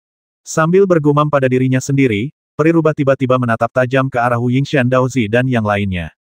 Saya khawatir kemampuannya setara dengan orang-orang aneh di Senzu. Dengan dia di sekitar, bagaimana kita bisa memiliki peluang untuk berhasil? Wu Yingshan Daozi juga menyingkirkan ekspresi cerianya yang biasa dan tampak sangat serius. Hei, kalian masih di sini. Ketiganya mengira mereka bersembunyi dengan sangat baik dan tidak akan ketahuan oleh Fang Xing yang sedang bertarung dengan sengit, jadi mereka bisa menunggu kesempatan untuk menyerang. Namun, mereka tidak menyangka bahwa ketika Fang Xing menarik Ratu Ular sebagai cambuk untuk mencambuk meteorit, dia tiba-tiba menoleh dan melihat ke arah mereka, lalu tersenyum seperti bunga, dan tiba-tiba melompat, menari-nari di tubuh Ratu Ular, dan mencambuk 4 atau 5 meteorit di sekelilingnya. Kali ini, ia menggunakan beberapa trik cerdik dan benar-benar mengeluarkan 4 atau 5 meteorit dan melemparkannya langsung ke mereka bertiga. Peri Rubah Ji dan 3 lainnya terkejut. Mereka segera melompat dari udara, merapal mantra untuk membubarkan meteorit, dan bersiap untuk melarikan diri. Tetapi pada saat ini, mereka semua terkejut, merasakan aura yang sangat kuat, dan tanpa sadar melihat ke belakang Fang Xing. Setengah terjaga, setengah mimpi, setengah mengambang, nyata dan palsu, keduanya teratai. Di belakang Fang Xing, suara yang terdengar seperti balada atau nyanyian tiba-tiba terdengar, disertai aura pembasmi yang kuat. Di dalam kehampaan, sebuah teratai besi mekar di suatu titik. Pria botak dari Senzu berdiri tegak di atas teratai besi yang gelap dan mendominasi, membentuk segel dengan tangannya dan menatap Fang Xing dengan dingin. Jika Anda perhatikan dengan ama, Anda dapat melihat bahwa teratai besi di bawah kakinya terbuat dari 2 pedang pendek. Karena bilahnya terlalu cepat dan terlalu ganas, teratai besi setengah asli dan setengah palsu muncul, yang menakutkan dan mematikan. Novel terbaru diterbitkan pertama kali di Liu 9 Suba. Hantu kecil, cobalah ambil 9 pedang impian agungku. Suaranya memekakkan telinga, mengguncang kehampaan, dan aura pembasmian mulai terasa. Pada saat yang sama, cahaya hitam tiba-tiba muncul di teratai besi dan menebas ke arah Fang Xing.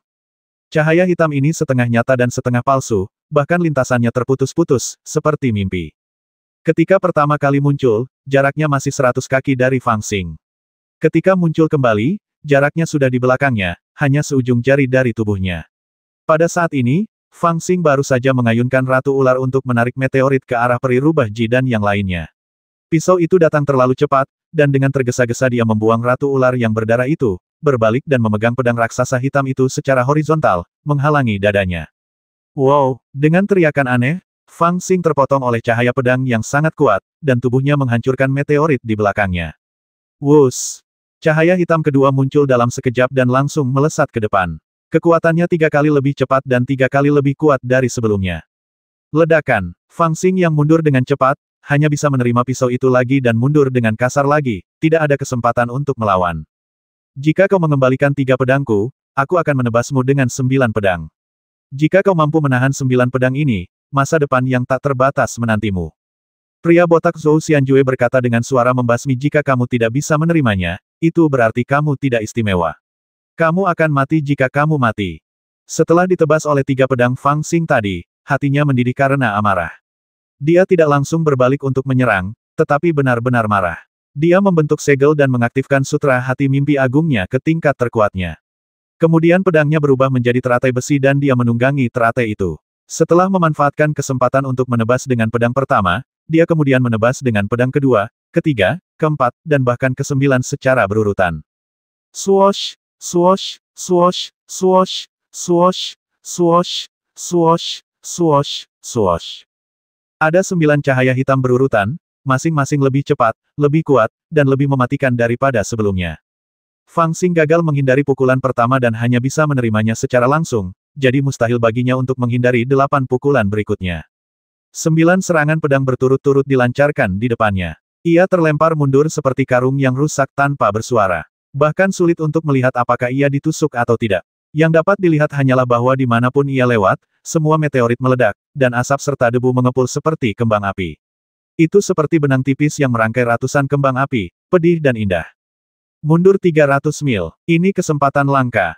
Peri rubah Ji dan 3 Taois lainnya semua melihat ke arah di mana Fang Xing jatuh, dengan kilatan cahaya di mata mereka. Swoosh, swoosh, swoosh. 3 sosok terbang hampir bersamaan, mengejar Fang Xing yang terpotong oleh 9 pedang. Mereka adalah Putri Peri Rubah, Pendeta Tao Danau Kabut Ungu, dan Pendeta Tao Gunung Tanpa Bayangan. Ketiganya hampir saja ditakuti oleh Fang Xing, tetapi mereka berasal dari garis keturunan yang sama, dengan temperamen yang tangguh dan keras kepala. Setelah menderita kekalahan, mereka tidak akan secara tidak sadar meminta perdamaian, tetapi malah menjadi lebih kejam dan bersumpah untuk membasmi Fang Xing. Pada saat ini, mereka secara akurat menangkap peluang. Pedang mimpi agung milik kultivator Senzu Zhou Xianjue sungguh luar biasa. Tanpa diduga, Fang Xing menerima 9 pukulan dan langsung terpotong ke dalam kehampaan yang gelap. Selain itu, di bawah persepsi spiritual mereka yang kuat, Fang Xing, yang awalnya sangat ganas, kehilangan sedikit auranya dengan setiap pukulan. Setelah 9 pukulan, Fang Xing jatuh ke kedalaman kehampaan asap dan debu, dan auranya sudah samar-samar terlihat. Ini membuat mereka yakin bahwa bahkan jika Fang Xing tidak terbasmi secara langsung oleh 9 pedang ini, dia pasti terluka parah. Jika Anda ingin membasmi anak ini, sekaranglah kesempatannya. Bahkan Zhou Xianjue yang berada di udara, setelah menebas 9 kali dengan pedangnya, mengerutkan kening saat melihat peri rubah Ji dan yang lainnya mengambil kesempatan untuk menyerang. Namun akhirnya, dia berbalik dan menatap kakak senior He, dan melihat bahwa dia tidak menyatakan pendapat apapun, dia tidak menghentikannya. Chong kenapa kau harus melakukan ini? Suara sedih dan pilu terdengar di ruangan itu. Tai Sichier melolong sambil menggendong putri Raja Ular Black Ridge yang berdarah. Fang Xing mencengkeram ekor gadis itu dan menggunakannya sebagai cambuk, menghancurkan meteorit yang tak terhitung jumlahnya. Bahkan jika tubuhnya kuat, dia tidak tahan dengan siksaan semacam ini. Dia terluka parah saat ini. Namun, Tai Sichier, yang telah dilindungi dalam pelukannya, tidak terluka. Keluarga Tai Simu, mempertahankan garis keturunan murni dari tubuh manusia. Karena kamu seorang Taois, kamu tidak bisa menikah denganku. Wajah Putri Raja Ular itu berlumuran darah dan wajahnya hampir tidak terlihat. Dia berbicara dengan suara terputus-putus, 20 tahun yang lalu, aku bertanya apakah kau akan melepaskan status Daozi-mu untuk menikah denganku, tetapi kau menolak untuk menjawab.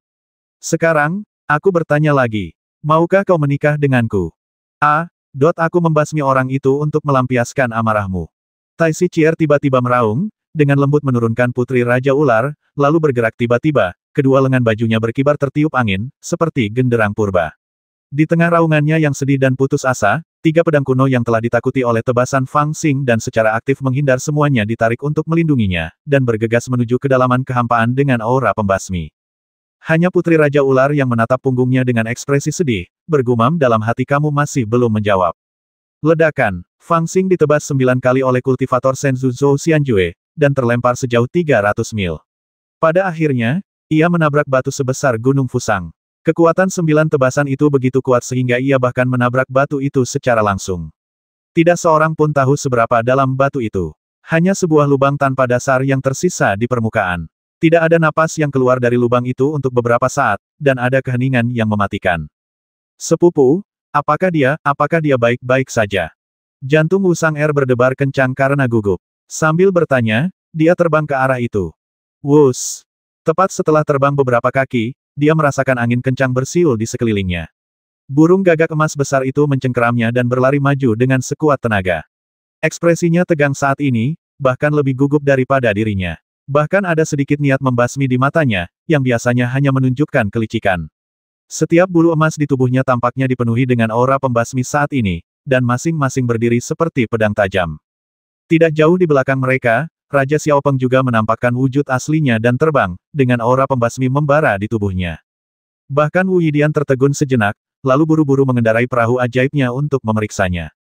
Jangan mati, kumohon jangan mati. Jika kau mati, mereka pasti akan mencuri hartaku. Jangan menahan diri, kirim dia ke barat. Putri Peri Rubah, Taois Danau Ziwu, Taois Gunung Wuying, dan Tai Sichier bergegas ke gunung tempat Fang Xing jatuh. Tanpa berpikir, seseorang berteriak, lalu mereka berempat melancarkan serangan dahsyat. Mantra, cahaya ilahi, dan senjata ajaib semuanya menyerang lubang besar yang tertinggal di permukaan batu, menyebabkan badai asap besar yang tampaknya membelah langit. Mereka akan mengambil nyawamu saat kau sakit. Mereka tidak mau melepaskan kesempatan untuk membasmi Fang Xing. Bahkan jika dia harus mengumpulkan semangat dan jiwanya setelah membasminya dan bertanya kepadanya tentang keberadaan kesempatan di Suanyu, dia tidak mau membiarkannya hidup saat ini. Faktanya, kekuatan yang ditunjukkan oleh pembudidaya manusia saat ini telah mengejutkan mereka. Retakan, keempatnya bergabung, dan serangan kuat mereka tidak hanya memotong sudut gunung yang menggantung, tetapi juga memicu patahan di tengah gunung. Sebuah retakan setebal ular piton muncul di tengah. Di tengah suara tumpul, seluruh pegunungan hampir terbelah. Momentum besar dan asap serta puing-puing yang membubung ke langit untuk sementara waktu mengaburkan pandangan semua orang, dan mereka harus memasang pertahanan sihir. Apakah dia meninggal? Dalam persepsi spiritualnya, tidak ada tanda-tanda kehidupan dalam asap, dan peri rubah tidak dapat menahan diri untuk bertanya dengan suara gemetar. Bagaimana kamu bisa bertahan hidup setelah menerima 9 pukulan itu? Pendeta Tao Yingshan juga bergumam sendiri sambil menelan ludah, apakah itu kekuatan murid-murid Senzu? Si botak itu, tidak terlihat seperti berusia 100 tahun, bagaimana mungkin dia memiliki prestasi yang mengerikan sekarang? Jika kita pergi ke Senzu di masa depan, apakah kita harus bersaing dengan sekelompok monster seperti itu? Haha, kasihanilah kami, sekelompok katak di dalam sumur, yang benar-benar berpikir kami tak terkalahkan di antara rekan-rekan kami. Buat apa mikirin hal itu? Kita cari dulu mayat orang menyebalkan itu. Aku akan memotong-motongnya. Ziwuhu Daozi berbicara dengan suara dingin, matanya tertuju pada asap mengepul di depannya. Apakah dia meninggal? Peri rubah Ji berbicara lagi, tetapi dia mengulangi apa yang baru saja dia katakan. Suaranya agak sulit, tidak semeriah dan senyaman biasanya. Kau tidak akan mati, kan? Para setan itu terinfeksi oleh kepanikan dalam suaranya, mendongak, dan merasakan hawa dingin di tubuh mereka. Seberapa kuatkah 9 pedang mimpi agung Biksu Senzu, Zhou Xianjue? Apakah kamu bisa mengenai lawan atau tidak, itu tidak masalah. Selama kamu bisa menahan kekuatan 9 pedang itu, goncangannya akan cukup untuk membasmi lawan. Terlebih lagi, mereka berempat mengikuti dari dekat dan memukuli pria yang terjatuh itu. Bahkan gunung seperti ini pun hancur. Jika orang menyebalkan itu masih hidup, bukankah dia akan lebih seperti monster daripada mereka? Asap memenuhi udara dan butuh waktu lama untuk menghilang. Suasana hening di lapangan. Monster-monster yang datang dari depan dan belakang semuanya menatap gunung yang retak itu dalam diam. Tak seorang pun berbicara untuk beberapa saat. Raja Naga Kecil Laut Changlan mencibir, ekspresinya sombong seperti biasanya. Kakak senior He dari Cunyang Dao Senzu tampak acuh tak acuh, tetapi tampak ada sedikit penyesalan dalam ekspresinya. Sebaliknya, kultivator hantu Li Hongyi memiliki alis indah yang berkerut, matanya panjang dan terfokus, terkadang dingin dan tegas, terkadang acuh tak acuh, dan tidak ada seorang pun yang tahu apa yang sedang dipikirkannya. Novel terbaru diterbitkan pertama kali di Liu 9 Suba. Kongkong R, kera ganas setinggi 3 meter dari Gunung Great Sage, tidak mengatakan apapun dan memegang tongkat besar di tangannya. Dajinwu dan Wusan R tampak gugup dan marah. Raja Peng bersayap emas amat gelisah, dan setiap kali ia bernapas, napasnya terasa lebih berat dari biasanya. Dan Wu Yidian, masih dalam perjalanan dan belum tiba. Dia seharusnya sudah mati, kan? Setelah beberapa lama, Taois Wu Yingshan berbicara sambil mencibir dan tampak menghela napas panjang. Jika dia bisa bertahan dari 9 seranganku, itu artinya aku tidak cukup mampu. Biksu Senzu, Zhou Xianjue mencibir, melipat tangannya dengan bangga, mendengus dingin, dan berbicara. Kalimat ini seperti menancapkan paku ke sudut batu bata. Semua kultivator tanpa sadar menerima hasil bahwa Fang Xing telah mati. Seketika, banyak kultivator ibel menghela napas lega, dengan senyum santai di wajah mereka. Tidak peduli seberapa mendominasi kultivator manusia ini, dan seberapa bersih ia telah merampok mereka, ia sudah mati sekarang. Hanya saja, bagaimanapun juga, ia tidak mati di tangan seorang pahlawan ibel, yang agak tidak menyenangkan. Bertarung seperti ini sedikit lebih menarik. Tepat saat monster itu hendak menghembuskan napas, sebuah suara malas tiba-tiba terdengar. Dengan suara Swiss, mata semua orang tiba-tiba tertuju ke arah asal suara itu. Ada yang ngeri, ada yang takut, ada yang ngeri, dan ada yang gembira. Ledakan. Tiba-tiba, di tengah kekacauan besar yang asapnya hampir menghilang, tiba-tiba muncul cahaya keemasan yang mengguncang bebatuan di sekitarnya. Cahaya keemasan itu sebenarnya adalah sepasang sayap emas, yang masing-masing sayapnya panjangnya 20 kaki, dan mengguncang sebongkah batu. Gunung besar yang sudah hampir retak itu pun terhempas oleh kekuatan ini, dan terdengar suara gemuruh yang keras, dan benar-benar hancur berkeping-keping. Retakan. Pegunungan besar itu perlahan terbelah menjadi dua bagian dan runtuh ke kedua sisi. Asap mengepul dan kekuatan dahsyat menyapu seluruh area. Dan bayangan keemasan itu tiba-tiba terbang langsung ke langit dari celah itu. Sua, dia bergegas ke langit di atas gunung, membentangkan dua sayap emasnya, dan mengayunkan pedang hitamnya yang besar, membersihkan asap di depannya. Adegan ini membuatnya tampak seolah-olah dia telah membelah gunung, terbang dari dasar gunung, dan mencapai langit. Orang menyebalkan botak, apa kau pikir kau bisa membasmiku dengan datang diam-diam sambil membawa pisau? Sosok di udara itu tak lain adalah Ibel kecil. Dia tampak sedikit acak-acakan saat ini, dengan jubahnya yang robek di banyak tempat dan bahkan memiliki beberapa bekas luka yang mengerikan. Namun, ki di tubuhnya tidak hanya tidak melemah, tetapi malah menjadi semakin ganas. Ki dan darah yang melonjak hampir membuat orang merasa bahwa dia seperti matahari yang terik. Terlihat dengan mata terbuka bahwa bekas luka di permukaan tubuhnya sembuh dengan cepat. Betapa kuatnya tubuh vitalitas ini. Semua monster terdiam sesaat, sulit bagi mereka membayangkan betapa kuatnya tubuh Ibel kecil ini. Fang Xing menggoyangkan lengannya dan menendang kakinya, seolah-olah sedang meregangkan otot-ototnya.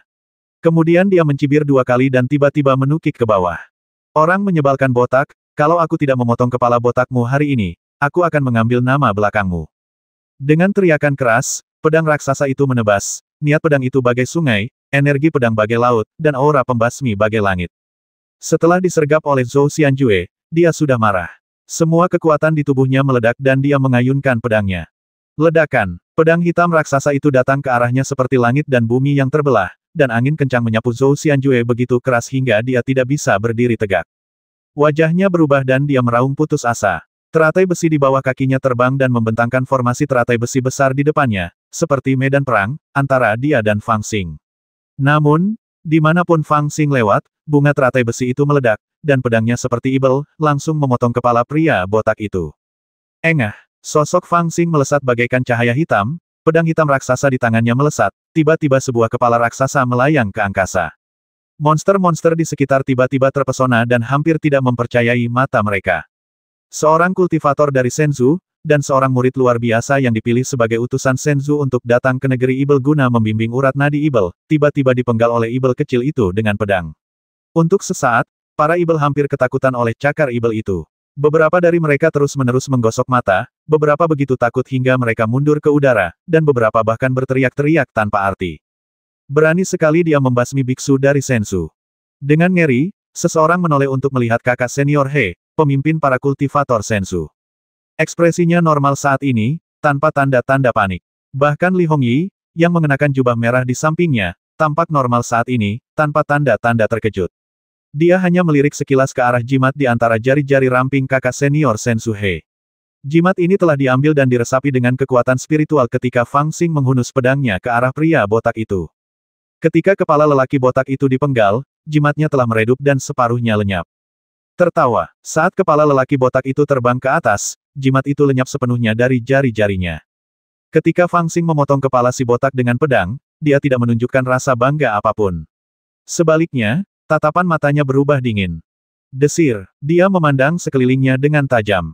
Dia mengabaikan kepala botak pria itu yang melayang dan tubuhnya yang perlahan jatuh di sampingnya. Pada saat ini, kepala dan tubuh tanpa kepala menjadi lebih ringan dan lebih tipis, lalu berubah menjadi kertas jimat yang terbelah menjadi dua. Tampaknya pedang itu telah memotong kepala lelaki botak itu, tetapi sebenarnya itu hanyalah ayunan pedang untuk memotong selembar kertas jimat pengganti. Pada saat ini, si botak muncul di belakang kakak senior He. Dia tampak sangat malu, jubahnya robek dan berantakan, dan pisau besi yang dipegangnya semuanya patah dan berlubang di mana-mana, sementara yang lain patah tepat di gagangnya. Dua artefak teratai besi yang telah ditempa di Istana Dian selama 9.981 hari sekarang tidak berguna. Dan matanya yang dipenuhi amarah dan ketakutan muncul dan dia langsung berteriak, beraninya dia. Beraninya dia. Berani sekali dia membasmiku. Bagaimana dia bisa membasmiku? Bagaimana seorang petani desa seperti ini bisa memiliki kekuatan yang begitu besar? Zhou Xianjue, seorang biksu dari Senzu, sangat ketakutan oleh serangkaian raungan itu hingga dahinya dipenuhi keringat dingin dan wajahnya berubah bentuk. Karena dia tahu dalam hatinya bahwa dia dalam bahaya nyata sekarang. Jika bukan karena kakak senior He yang mengantisipasi gerakan musuh dan tidak ragu menggunakan jimat pengubah darah dari keluarga Yuan untuk menyelamatkannya dari pisau Ibel kecil itu, dia pasti sudah dipenggal sekarang. Perasaan berada di ambang kematian ini membuatnya merasa takut, cemas, dan marah. Sudah kubilang, menguji kemampuannya bukanlah ide bagus. Li Hongyi yang mengenakan jubah merah, melirik pria botak itu dengan acuh tak acuh, tatapannya tampak agak sinis, dan dia berkata dengan lembut terlebih lagi, kamu tidak mengujinya tadi, tetapi benar-benar ingin membasminya, jadi apa salahnya jika dia berbalik dan membasmimu? Zhou Xianjue menatap wanita berbaju merah itu dengan penuh kebencian, dan terdiam sesaat.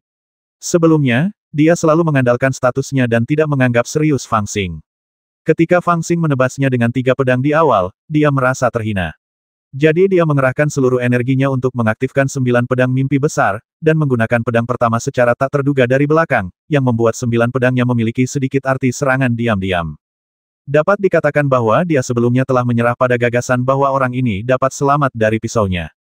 Bahkan kakak senior He, yang memintaku untuk mengujinya sebelumnya, hanya memintaku untuk mengujinya dengan 9 serangan pedang, dan maksudnya adalah untuk melihat apakah dia bisa bertahan di bawah niat pedangnya di medan pertempuran frontal. Dia tidak ingin aku benar-benar mengerahkan kekuatan 9 serangan pedang untuk membasminya. Hanya saja dia sangat marah saat itu sehingga dia tidak terlalu peduli. Dia langsung menebas dengan 9 pedang mimpi besar, dengan niat membasminya di dalam hatinya. Bahkan kakak senior He menyadari pikirannya, tetapi dia tidak menghentikannya. Tetapi yang tidak pernah diduganya ialah bahwa setelah dia mengayunkan pedangnya 9 kali, pria itu tidak mati. Bukan saja dia tidak mati, tetapi dia malah menjadi lebih ganas. Meskipun pakaiannya robek dan ada banyak bekas luka, dan dia tampak sangat kuyu dan menyedihkan, aura pembasmi di tubuhnya nyata. Seolah-olah aura itu melekat pada pedang dan menebasnya dengan ganas. Dia telah memanggil teratai besi yang diberikan tuannya untuk menyelamatkan hidupnya, tetapi di bawah pedang itu, teratai itu tidak dapat bertahan, dan teratai itu meledak seperti kembang api. Jika kakak senior He tidak datang menyelamatkanku, apakah aku benar-benar akan mati? Meskipun dia tahu bahwa Li Hongyi benar, dia tetap merasa tidak mau. Aku bisa membasmimu, tapi bagaimana kau bisa membasmiku? Beraninya kau membasmiku, dasar orang menyebalkan, aku akan membasmimu. Tepat saat Zhou Xianjue belum selesai memikirkan hal ini, sebuah raungan keras tiba-tiba terdengar dan setan kecil itu menyerbu lagi. Setan kecil itu belum puas menghajarnya sekali, dan melihat bahwa dia belum mati, dia ingin membasminya untuk kedua kalinya. Tertawa, pedang itu seperti asap, diikuti lautan api, dan menebas langsung ke arah leher Zhou Xianjue. Ledakan, aura pembasmi yang datang ke arahnya membuat Zhou Xianjue kehilangan hatinya sejenak. Di bawah aura pembasmi ibel kecil itu, dia bahkan merasa bahwa dia melihat ibel dengan 3 kepala dan 6 lengan. Kakak He, selamatkan aku. Pada saat ini, Zhou Xianjue kehilangan kepercayaan diri untuk menghadapi serangan itu. Dia mengeluarkan raungan keras dan bersembunyi di belakang kakak senior He. Ledakan, novel terbaru diterbitkan pertama kali di Liu 9 Suba. Tidak perlu baginya untuk berteriak, karena kakak senior He sudah bergerak. Pemuda ini, tetapi dengan senioritas yang sangat tinggi dan kekuatan yang tak terduga, kepala utusan Senzu, tersenyum ketika Fang Xing bergegas ke arah ini. Dia membersihkan jubahnya, berdiri dengan lembut, jubah hijaunya berkibar tertiup angin, berdiri di depan Fang Xing, mengangkat tangannya, dan membungkuk. Teman Fang, dengarkan aku. Saat dia membungkuk, kedua lengan bajunya yang besar mulai berkibar, dan benar-benar memicu aura yang luar biasa, seolah-olah kekuatan tak terbatas di kehampaan di kedua sisi ditarik olehnya, dan berkumpul di tengah, membentuk sepotong kekuatan kosong yang menutupi separuh langit, dan bertabrakan dengan lautan api separuh langit yang menyertai Fang Xing. Kekuatan tak terbatas itu musnah, dan menghilang ke udara tipis seperti angin musim semi dan hujan. Ketika Fang Xing melihat orang ini menghalangi jalannya, dia pun berhenti di udara, mengayunkan pedangnya dan berkata, minggir, orang menyebalkan kecil. Aku akan membasmi si botak itu terlebih dahulu. Si kecil, setelah mendengar judul ini, banyak orang merasa terdiam. Kakak senior Cunyang Daohe, kepala utusan Tanah Suci, malah dipanggil orang menyebalkan kecil oleh orang ini. Dia terlihat muda, tapi senioritas dan kultivasinya sangat tinggi sehingga menakutkan. Oke. Setelah mendengar ini, kakak senior He tidak merasa terganggu. Ia tersenyum tipis dan berkata dengan lembut, aku tahu kamu menyimpan dendam di hatimu, tetapi kamu bisa melupakannya. Kakak senior Zhou tidak benar-benar ingin mengingini kekayaanmu, dan ia tidak memiliki kebencian terhadapmu. Ia melakukan tindakan kali ini karena aku mengaturnya untuk mengujimu. Sekarang kamu telah lulus ujian, dan bahkan tampil lebih baik dari yang kukira. Kebencian ini dapat diselesaikan. Fang Xing berada di udara dan sedikit tertegun kamu mengatur ini untuk mengujiku. Kakak senior He mengangguk pelan dan berkata, meskipun aku telah berlatih di Senzu, aku juga pernah mendengar namamu di Nansan. Sekarang setelah aku bertemu denganmu, wajar saja jika aku akan sedikit beruntung denganmu. Aku mengujimu sebelumnya hanya untuk melihat apakah kau konsisten dengan rumor yang beredar.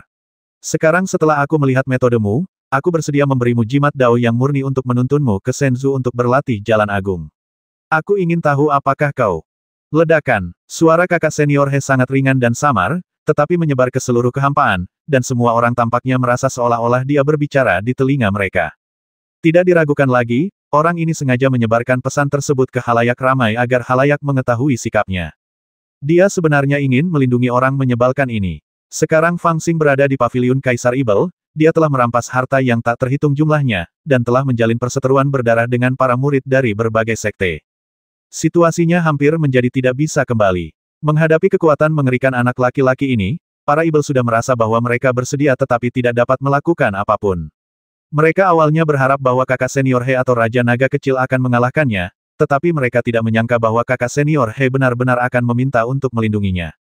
Semua setan yang tidak mau itu menampakkan rasa kesal di wajah mereka, tetapi tidak seorang pun berani berbicara untuk beberapa saat. Tentu saja banyak juga orang yang diam-diam bersyukur dalam hatinya. Tak peduli apa, jika kakak senior He ingin menyelesaikan perseteruan ini, untunglah setan kecil ini terlalu malu untuk menyerang kita. Dengan semua pikiran itu, kehampaan itu sunyi. Semua orang menatap ke langit, bertanya-tanya apa sikap hantu kecil itu. Pada saat ini, Fang Xing juga memiliki ekspresi aneh di wajahnya. Dia menatap kakak senior He dari atas ke bawah, melihat ke depan dan ke belakang 3 kali. Setelah 3 kali, dia menunjuk hidungnya dengan tidak percaya dan bertanya lagi apakah kamu mengujiku. Kakak senior He tersenyum tipis dan berkata dengan tenang kamu telah lulus ujian.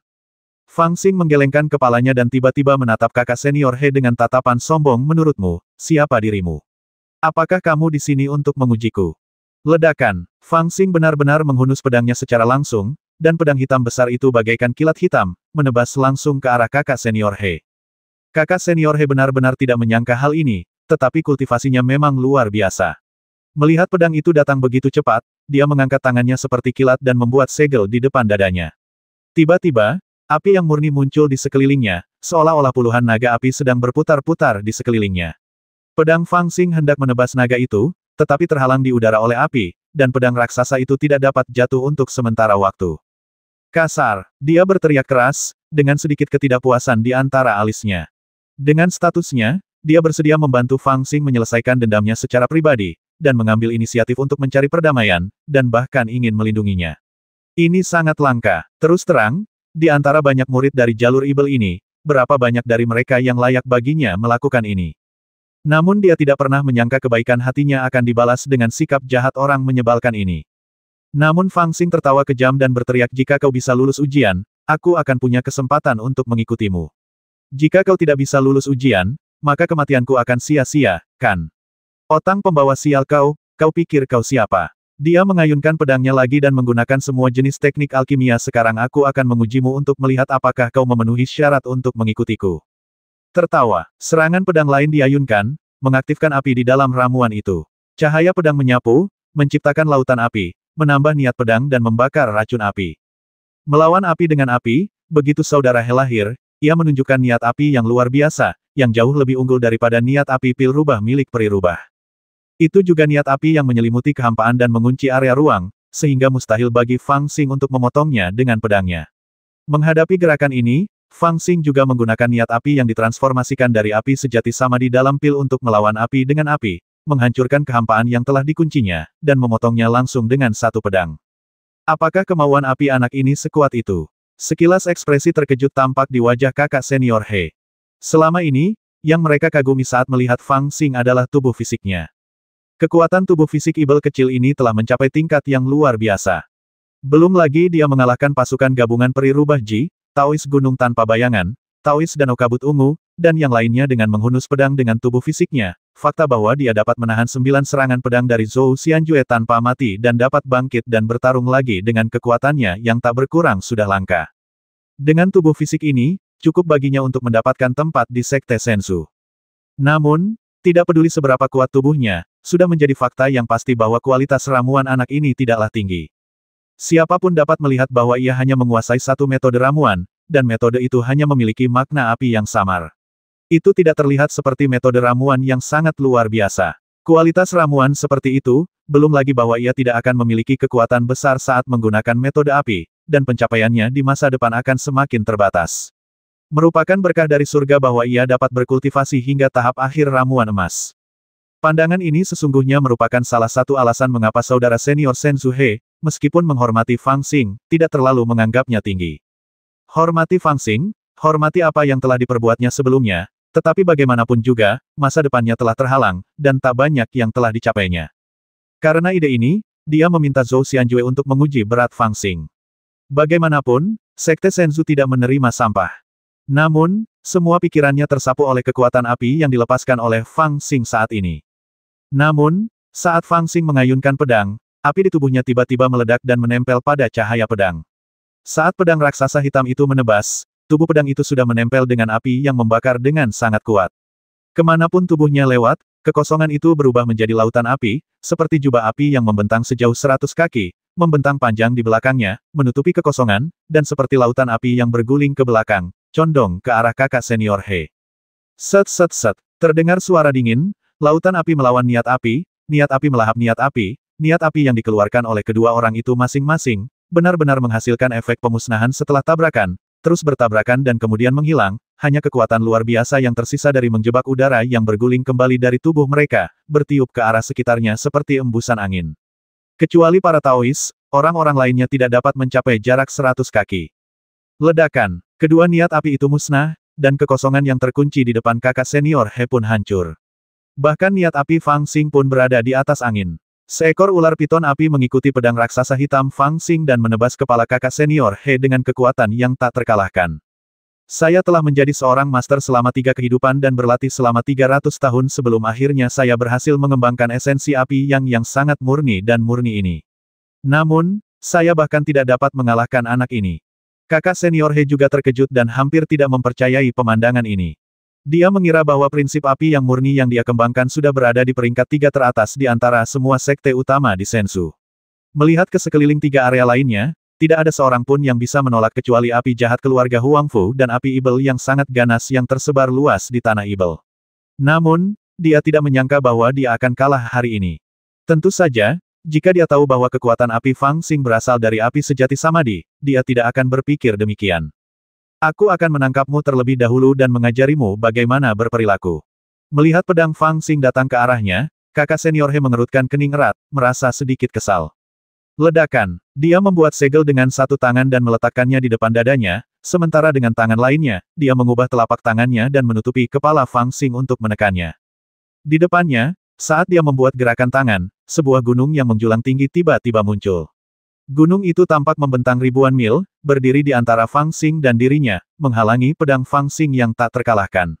Telapak tangannya yang terentang berubah menjadi tangan emas, berukuran 100 kaki, dan seluruhnya terbuat dari emas murni. Telapak tangannya seperti istana, dan jari-jarinya seperti pilar emas, yang menekan Fang Xing. Itu belum semuanya. Ketika dia melancarkan kedua gerakan ini, dia mengucapkan satu kata dengan fasih tahanan. Saat mengucapkan kata ini, seberkas petir hijau menyembur keluar dari bibirnya bagaikan seekor ular. Dalam sekejap, petir itu terbang ribuan kaki jauhnya, berputar tanpa suara di belakang Fang Xing. Kemudian, tiba-tiba berubah menjadi jaring petir hijau, bagaikan penjara yang terbuat dari petir hijau. Langsung mengunci kekosongan di sekeliling Fang Xing, membuatnya mustahil untuk melarikan diri, bahkan bergerak. Dia pun tertekan oleh dirinya sendiri. Gunung, emas, guntur. Kakak senior dari Senzu itu benar-benar menguasai 3 kekuatan gaib sekaligus, ditambah kekuatan api tadi, mungkinkah dia telah menyelesaikan 4 sihir dan ceng? Apakah para biksu Senzu benar-benar memiliki kekuatan seperti itu? Ketika para pembudidaya Ibel di sekitar melihat pemandangan ini, mereka semua merasa seakan-akan tersambar petir dan hati mereka pun gelisah. Setelah menyaksikan kekuatan pedang Zhou Xianjue, mereka sudah merasa sangat tertekan, tetapi sekarang ketika mereka melihat 4 teknik kakak senior He, mereka merasa putus asa. Hanya Li Hongyi yang melihat pemandangan di depannya dengan tatapan dingin di matanya saudara He telah menguasai 5 metode ramuan. Kecuali niat kayu yang melindungi tubuh, 4 metode lainnya telah digunakan. Aku ingin tahu apakah Ibel kecil ini dapat menahannya. Novel terbaru diterbitkan pertama kali di Liu 9 Suba. Hei, apakah kamu mencoba pamer padaku? Di langit, kecuali Raja Naga kecil Laut Changlan yang ketakutan oleh serangan saudara He, Fang Xing yang terjebak di medan perang sama sekali tidak takut. Sebaliknya, dia merasa semakin dia bertarung, semakin bersemangat dia. Dengan suara gemuruh yang keras, pedang hitam besar itu menunjuk ke atas dengan sudut tertentu. Pedang itu tidak menebas ke arah segel penjaga gunung yang dibentuk oleh saudara He, tetapi malah menarik niat api yang tersisa, membubung ke langit, dan menunjuk ke tangan emas yang luar biasa itu. Pada saat yang sama, dia juga mencubit segel dengan tangan kirinya dan menunjuk ke kehampaan, dan di mana segel bertemu dengan kehampaan, lingkaran riak seperti gelombang air benar-benar menyebar, dan kemudian aliran air berkumpul dan mewujudkan gelombang besar. Setengah napas menjadi danau, satu napas menjadi laut, dan tiga napas menjadi samudra. Itu bergulung-gulung seperti sungai di langit yang miring ke belakang, dan bergegas langsung menuju kakak senior He yang berada di seberangnya. Itu adalah niat air dari mutiara naga laut Changlan. Setelah itu, dia membuka mulutnya dan berteriak pada kakak senior He, penjara pamanmu. Bersamaan dengan kata kutukan, petir ungu dimuntahkan dan berubah menjadi ular piton guntur, terbang mengitari tubuhnya untuk menghalangi petir biru. Petir ini sebenarnya adalah niat guntur yang diubah dari cairan guntur yang dipilih. Air, api dan guntur adalah tiga metodenya. Sesaat udara dipenuhi turbulensi, air, api, guntur, dan kilat muncul secara tiba-tiba, dan semuanya kacau balau, hampir seperti kiamat. Monster-monster di sekeliling, begitu pula Li Hongyi, Raja Naga Kecil Changlan Hai, kakak senior He dan yang lainnya, semuanya tercengang. Siapa bilang ibel kecil ini memiliki tubuh yang kuat tetapi ramuannya berkualitas rendah? Jelas dia telah gagal dalam metode ketiga budidaya ramuan. Setan kecil ini telah berperilaku sangat mengerikan sebelumnya, dan tampaknya dia masih berusaha menyembunyikan ketidakmampuannya. Hahaha, melawanmu sendirian tidak cukup, kalian orang menyebalkan juga harus ikut. Itu belum semuanya. Ketika ibel kecil itu menggunakan tiga cara untuk melawan tiga cara saudara He, dia tiba-tiba melangkah 3 langkah di udara sambil tertawa keras. Dengan setiap langkah, pemandangan virtual sebuah gunung muncul, megah dan kuat, dengan momentum yang mengerikan. Kemudian dia bergegas menuju Putri Peri Rubah, Pendeta Tao dari Danau Kabut Ungu, Pendeta Tao dari Gunung Tanpa Bayangan, Tai Siqier, Zhou Xianjue dan yang lainnya di sekitarnya dengan ganas. Orang menyebalkan kecil ini, dia tidak peduli dengan masalah yang ada, dia malah ingin melawan 6 orang sendirian. Apakah dia gila? Monster-monster di sekitarnya hampir gemetar ketakutan, dan ibel kecil ini secara mengejutkan juga menunjukkan metode keempat, yang berarti bahwa ia juga telah menguasai metode keempat Danceng, dan tidak lebih buruk dari kakak senior He yang telah menunjukkan 4 kekuatan gaib. Namun yang lebih menakutkan adalah bahwa ia berani memprovokasi orang lain saat bertarung dengan kakak senior He. Apakah ia terlalu sombong atau terlalu gila, dan tidak menganggap serius monster-monster itu? Sepupu, apa sebenarnya yang ingin dia lakukan? Wu Sang-er sangat gugup hingga ia tergagap saat berbicara. Ia berbalik dan menggenggam erat sayap burung gagak emas besar itu. Akan tetapi, ketika dia menoleh, dia melihat gagak emas agung menamparkan kepalanya dengan keras, dan berkata dengan penuh penyesalan, 4 metode, ramuan itu adalah 4 metode, orang menyebalkan kecil ini pasti memiliki keberuntungan yang besar di tempat terkutuk itu, bahkan lebih besar dari apa yang dia katakan kepadaku, mengapa aku ragu-ragu saat itu, mengapa aku ragu-ragu, aku seharusnya mengikutinya untuk mencobanya. Pada saat ini, kekosongan 100 mil di dekat Istana Ibel telah sepenuhnya diubah menjadi tempat yang kacau oleh Fang Xing. Kekuatan yang ditunjukkan oleh Ibel kecil ini telah membuat semua Ibel merasa takut.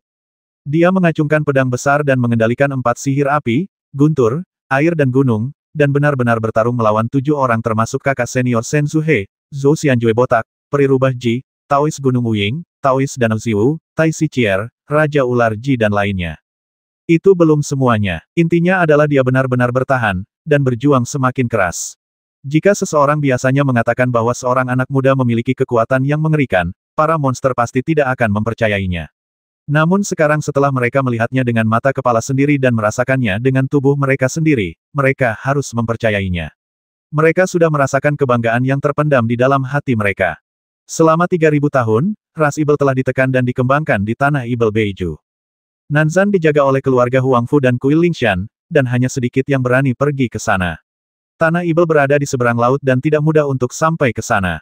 Sedangkan untuk Senzu, mereka tidak berani pergi ke sana. Biasanya, mereka hanya berhubungan dengan dunia luar di Yizu tempat aliansi pemburu Ibel berada. Hal ini membuat mereka menganggap aliansi pemburu Ibel sebagai standar acuan kekuatan. Secara umum, jika mereka dapat mengalahkan aliansi pemburu Ibel, mereka berpikir bahwa kekuatan mereka sudah sangat mengesankan. Semua penganut Tao juga membandingkan kekuatan mereka sendiri dengan generasi muda aliansi pemburu Ibel, dan membanggakan bahwa mereka tidak terkalahkan. Sebelumnya, mereka menghormati utusan Senzu dan Raja Naga Kecil Laut Changlan, tetapi mereka menghormati kekuatan besar di belakang mereka, bukan diri mereka sendiri. Mereka berpikir bahwa meskipun kekuatan mereka tinggi, itu hanya satu tingkat lebih tinggi dari kekuatan mereka sendiri. Tetapi pada saat ini, mereka benar-benar menyadari bahwa mereka terlalu banyak berpikir. Saat Zhou Xianjue, penerus pedang mimpi agung, bergerak, mereka terkesiap. Dan ketika kakak senior He mengambil tindakan dan memperlihatkan kekuatan ajaib dari metode 4 pil, mereka hampir merasa putus asa. Namun, ketika keganasan setan kecil ini terungkap, mereka menyadari bahwa mereka sebenarnya jauh tertinggal dari rekan-rekan teratas. Belum lagi kekuatannya, keberaniannya saja melawan 7 orang, berapa banyak orang yang mampu menandinginya. Namun, hawa dingin yang mengalir dari hati mereka juga berubah menjadi niat membasmi pada saat ini. Bagaimanapun, anak ini terlalu kuat. Jika mereka tidak membasminya saat ini, ketika dia berbalik, mereka mungkin tidak tahu bagaimana mereka mati. Terlebih lagi, orang menyebalkan kecil yang masih muda namun kuat itu juga membuat mereka merasa sangat cemburu. Mengapa kau memiliki kekuatan yang begitu mengerikan di usiamu yang masih muda? Mengapa aku, seorang Taois yang begitu agung dan berkuasa, harus kalah darimu? Kebencian, ketakutan, dan kecemburuan bersama-sama menghasilkan niat membasmi. Terutama karena orang menyebalkan kecil ini mencari kematian dan bahkan menyeret dirinya sendiri dan orang lain ke dalam perang, dia pantas untuk dibasmi. Dengan identitas mereka, mereka benar-benar tidak berani campur tangan dalam pertempuran antara orang menyebalkan kecil ini dan kakak senior He. Pada saat ini, di antara monster-monster di lapangan, hampir tidak ada dari mereka yang tetap tenang, tidak peduli apakah mereka dapat mengambil tindakan atau tidak. Salah satunya adalah Raja Naga Kecil dari Laut Changlan, yang memiliki ekspresi tenang dan menatap tajam pada serangan Fang Xing. Yang lainnya adalah Taois Kong Kong Er dari Gunung Daseng, yang berjongkok di atas meteorit, memegang erat-erat tongkat air dan api, dan menjadi semakin bersemangat semakin dia memperhatikan. Yang lainnya, bahkan Gagak Emas Besar dan Raja Peng Kecil, sudah ketakutan. Apakah Anda butuh bantuan? Raja Peng bersayap emas mengepalkan tombak emas di tangannya dan hampir tak dapat menahan diri untuk tidak menyerbu maju untuk bertarung. Wu Sang-er juga berkata dengan cemas, dia jelas tidak gesit seperti sebelumnya. Mengapa dia memprovokasi begitu banyak musuh yang kuat? Apakah dia gila? Si Gagak Emas Besar tidak bisa menjawab. Dia juga tercengang dan tidak bisa berkata apa-apa saat ini. Meskipun dia biasanya diganggu oleh orang menyebalkan ini, dia hanya merasa bahwa dia paling-paling sedikit lebih kuat dari dirinya sendiri, yang tidak terlalu keterlaluan. Bagaimana dia bisa berpikir bahwa dia bisa begitu ganas? Sepertinya aku tidak bisa berharap untuk mengejarnya hanya dengan tubuh fana milikku. Satu-satunya cara adalah mengorbankan embrio pedang Suanyu yang telah tumbuh di tubuhku selama 4 tahun. Akan ada harapan. Tunggu sebentar lagi, tunggu sebentar lagi. Orang menyebalkan kecil ini jelas bukan orang yang suka berkelahi dengan orang lain. Sial, dia selalu berpikir bahwa jika dia tidak memanfaatkan kesempatan, dia adalah orang menyebalkan. Kali ini dia benar-benar mengambil inisiatif untuk memprovokasi lawan, dan bahkan melepaskan senjata ajaibnya dan memberitahu kita untuk tidak membantu. Dia pasti punya alasan. Tahan saja untuk saat ini, jangan bergerak, dan tunggu dan lihat saja. Selain itu, berdasarkan pemahamanku tentangnya, kamu dapat yakin bahwa jika dia dalam bahaya, dia pasti akan meminta bantuan. Orang ini sama sekali tidak takut malu.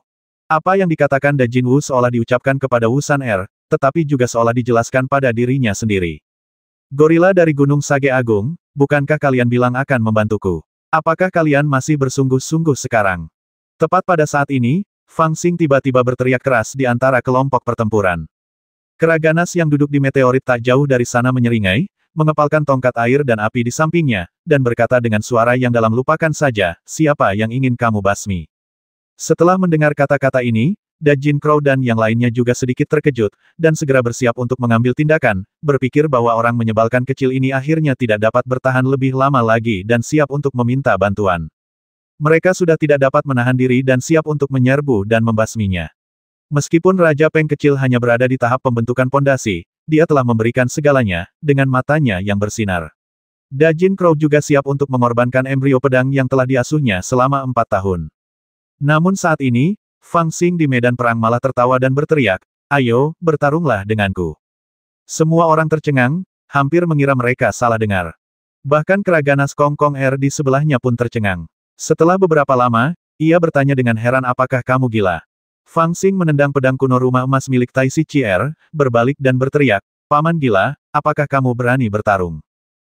Da Sengshan Kong Kong tertegun cukup lama, lalu senyum muncul di wajah Mongkia itu menarik sekali. kalau begitu aku akan membantumu dengan ini. Ledakan. Saat dia berbicara, dia benar-benar berlari ke depan dan menghantam kepalanya dengan tongkat. Tongkat ini juga biasa saja, hanya saja kekuatannya begitu kuat sehingga bahkan kekosongan pun runtuh. Pecahan-pecahan kekosongan yang berserakan membuat Taois Wu Yingshan dan peri rubah Ji, yang berada di sekitar tempat tongkat itu mendarat, bergeser puluhan kaki. Akibatnya, tempat Fang Xing berada, membentuk kekosongan. Kekuatan tongkat itu sebanding dengan keberanian fisik yang baru saja ditunjukkan Fang Xing. Sepertinya ada beberapa orang hebat yang muncul di negeri Ibel, dan gorila ini adalah salah satunya. Li Hongyi, yang telah mengamati situasi dengan tenang, tersenyum, lalu menatap Raja Peng kecil dan berkata pada dirinya sendiri, Peng besar ini memiliki fondasi yang sangat kokoh. Jika dia dapat membentuk ramuan emas suatu hari nanti, dia mungkin dianggap sebagai salah satunya. Saat matanya mengamati Big Golden Crow, dia sedikit tertegun, merasa tidak bisa melihat apa-apa. Hanya saja, sebagai anak muda nomor 1 di Nanzan, apa sebenarnya yang kamu rencanakan? Akhirnya, dia menatap Fang Xing yang tengah bertarung dengan sengit di arena, menampakkan kebingungan yang mendalam. Apakah dia gila? Mengapa dia memprovokasi Da Sengshan Daoshi? Dia bisa menjadi penolong. Bagaimanapun, Wu Sang'er hanyalah seekor burung gagak kecil di tahap pembentukan pondasi, dan dia adalah seekor burung betina, sangat pemalu, dan hampir menangis pada saat ini. Menurutku, dia benar-benar gila. Kali ini, bahkan Raja Xiaopeng tidak dapat menahan diri untuk tidak berbicara dengan suara gemetar, hatinya dipenuhi dengan keterkejutan yang tak terlukiskan. Seharusnya tidak seperti ini. Apa sebenarnya yang ingin dilakukan orang menyebalkan kecil ini? Hanya Da Jinwu dan Wu Yidian yang masih mempertahankan akal sehat mereka saat ini. Yang satu menatap medan perang dengan mata bulatnya, dan yang lainnya berjongkok di samping perahu ajaib, menatap senjata ajaib di dalamnya, dengan setia menjaga harta miliknya.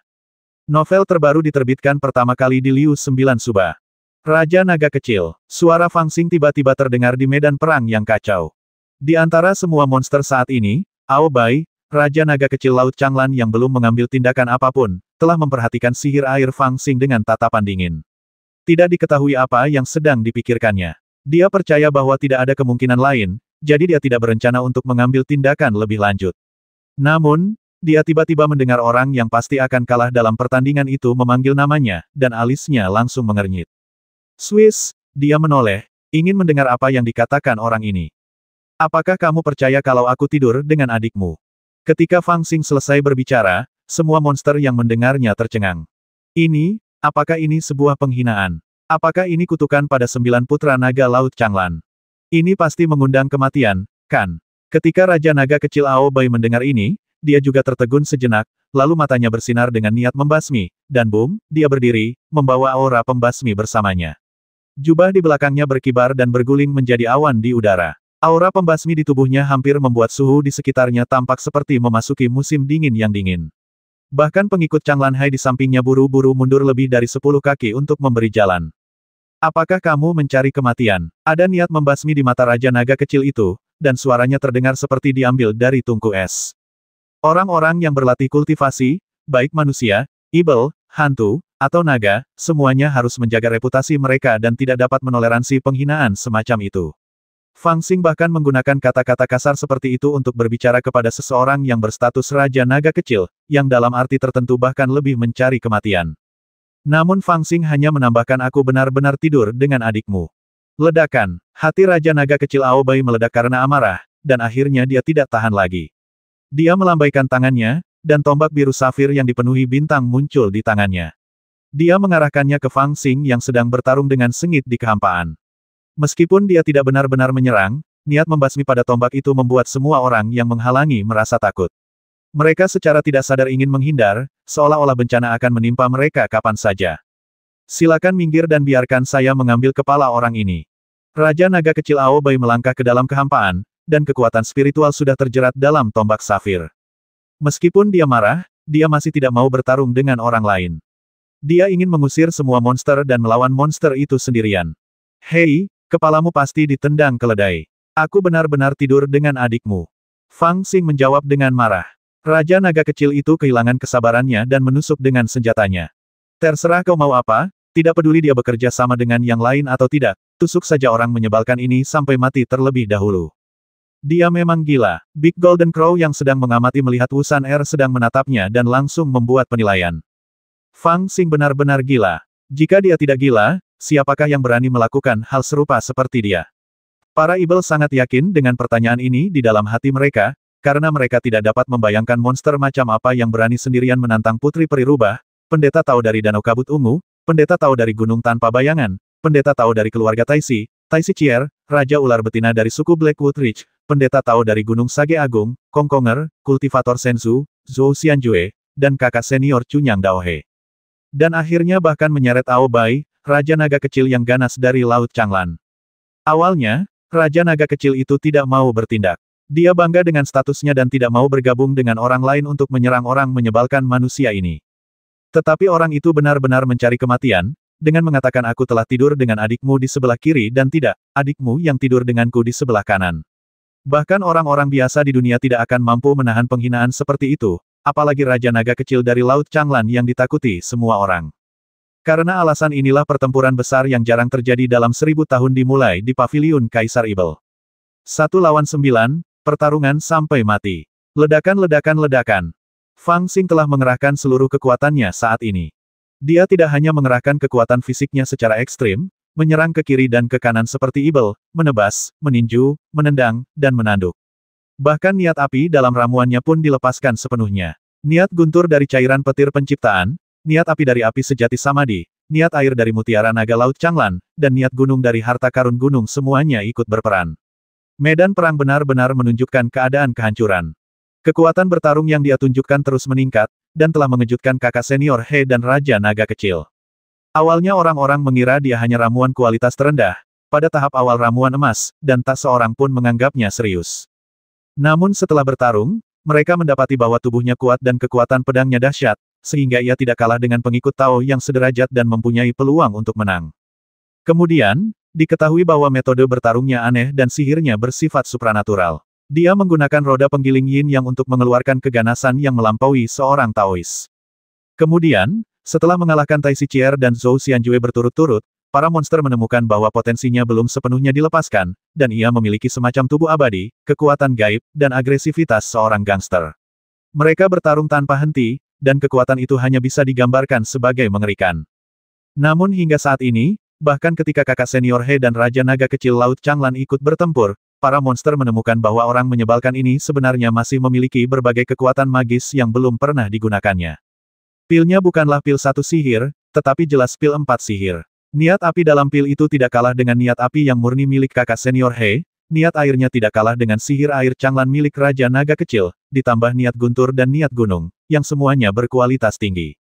Dengan begitu banyak kekuatan dahsyat yang terkumpul dalam satu tubuh, apakah aku monsternya, atau orang menyebalkan manusia ini monsternya? Akan tetapi, meski begitu, Fang Xing masih dikelilingi oleh bahaya. Padahal, ia sudah hampir mencapai batasnya saat melawan 5 orang sekaligus, dan saat ke-9 orang itu menyerang bersamaan, itu sudah berbahaya. Terlebih lagi, di antara mereka yang mengepungnya, ada karakter kejam seperti kakak senior He dan Raja Naga Kecil. Kedua orang ini sudah mampu melawannya sendirian, tetapi sekarang mereka menyerangnya selama pengepungan. Seberapa mengerikan itu? Wah, dasar rubah jalang, kau menusuk pantatku dengan pedang, aku akan mengingatmu. Otang pembawa sial, dasar Monkey Otang pembawa sial, kau mau mati. Beraninya kau memukulku dengan tongkat air dan api. Dasar botak, jangan lari, tebas saja aku dengan pedangmu dan larilah. Si kutu buku, akhirnya aku menangkapmu. Bodoh amat John dengan Raja Naga Kecil pamanmu, beraninya kau menyelamatkan seseorang dari tuan kecilku. Aku akan tidur dengan adikmu. Dalam pertempuran yang kacau, teriakan bandit kecil itu terdengar dari waktu ke waktu. Dia dikepung, dan semakin besar tekanannya, semakin dia mengumpat. Meskipun kedengarannya konyol, para penonton seperti Da Jinwu sudah gugup. Mengetahui bahwa dia telah menderita beberapa luka serius, mereka tidak dapat menahan diri untuk tidak ingin membantunya beberapa kali, tetapi mereka tahu bahwa situasi ini sengaja diciptakan oleh bandit kecil itu, jadi mereka menahannya. Bandit kecil, apa yang sebenarnya kau pikirkan? Ilmu hantu macam apa yang diajarkan Genbo padamu? Itu jelas bukan cara untuk mencari kematian. Burung gagak emas besar itu tidak dapat lagi menahan diri untuk bergumam pada dirinya sendiri, dan hampir tidak sanggup melihat Fang Xing yang terkepung di tengah lapangan. Jika kamu tidak menyelamatkannya, dia akan mati. Li Hongyi yang mengenakan gaun merah menyala, tiba-tiba datang ke sisi patung emas besar itu dan berbicara dengan suara dingin. Dia tidak pernah meminta kami untuk membantu. Burung gagak emas besar memiringkan kepalanya dan melirik wanita berbaju merah. Meskipun dia tidak mengenalnya, dia tetap menjawab. Jika dia tidak mengatakan apa-apa, kau akan melihatnya mati saja. Li Hongyi tampak sedikit kesal dan bertanya dengan suara dingin. Sang gagak emas agung tertegun sejenak, lalu berkata dengan suara yang dalam, jika dia butuh bantuan, dia pasti tidak akan bersikap sopan kepadaku. Li Hongyi terdiam sejenak. Bahkan, dia juga menyadari bahwa pertarungan Fang Xing tampaknya memiliki makna yang dalam. Dia bahkan samar-samar mengerti bahwa dia harus mengikuti cara legendaris untuk mengolah pikiran melalui pertarungan. Ini adalah metode yang paling populer di negeri sihir. Bertarunglah terus-menerus dan asahlah dirimu. Atau mati dalam pertempuran. Jika kamu bisa bertahan hidup, kekuatan bertarungmu secara alami akan meningkat dan kamu bisa meraih keberuntungan. Namun, menurut pendapatnya, upaya Fang Xing untuk mengolah pikirannya melalui pertarungan seharusnya gagal. Bahkan jika dia benar-benar menyadari sesuatu dalam pertempuran ini, apa gunanya? Saat itu, dia sedang dikepung dan hampir mati. Bahkan jika dia menyadarinya, dia tidak akan punya waktu untuk memahaminya.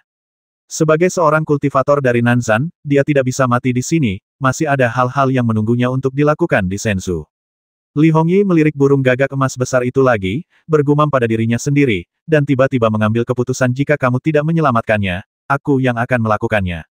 Suara mendesing. Dia mengulurkan tangannya dan merobek syal sutra yang mengikat rambutnya, mengangkatnya ke udara, menatap pria yang mendominasi medan perang, dan siap untuk bertindak.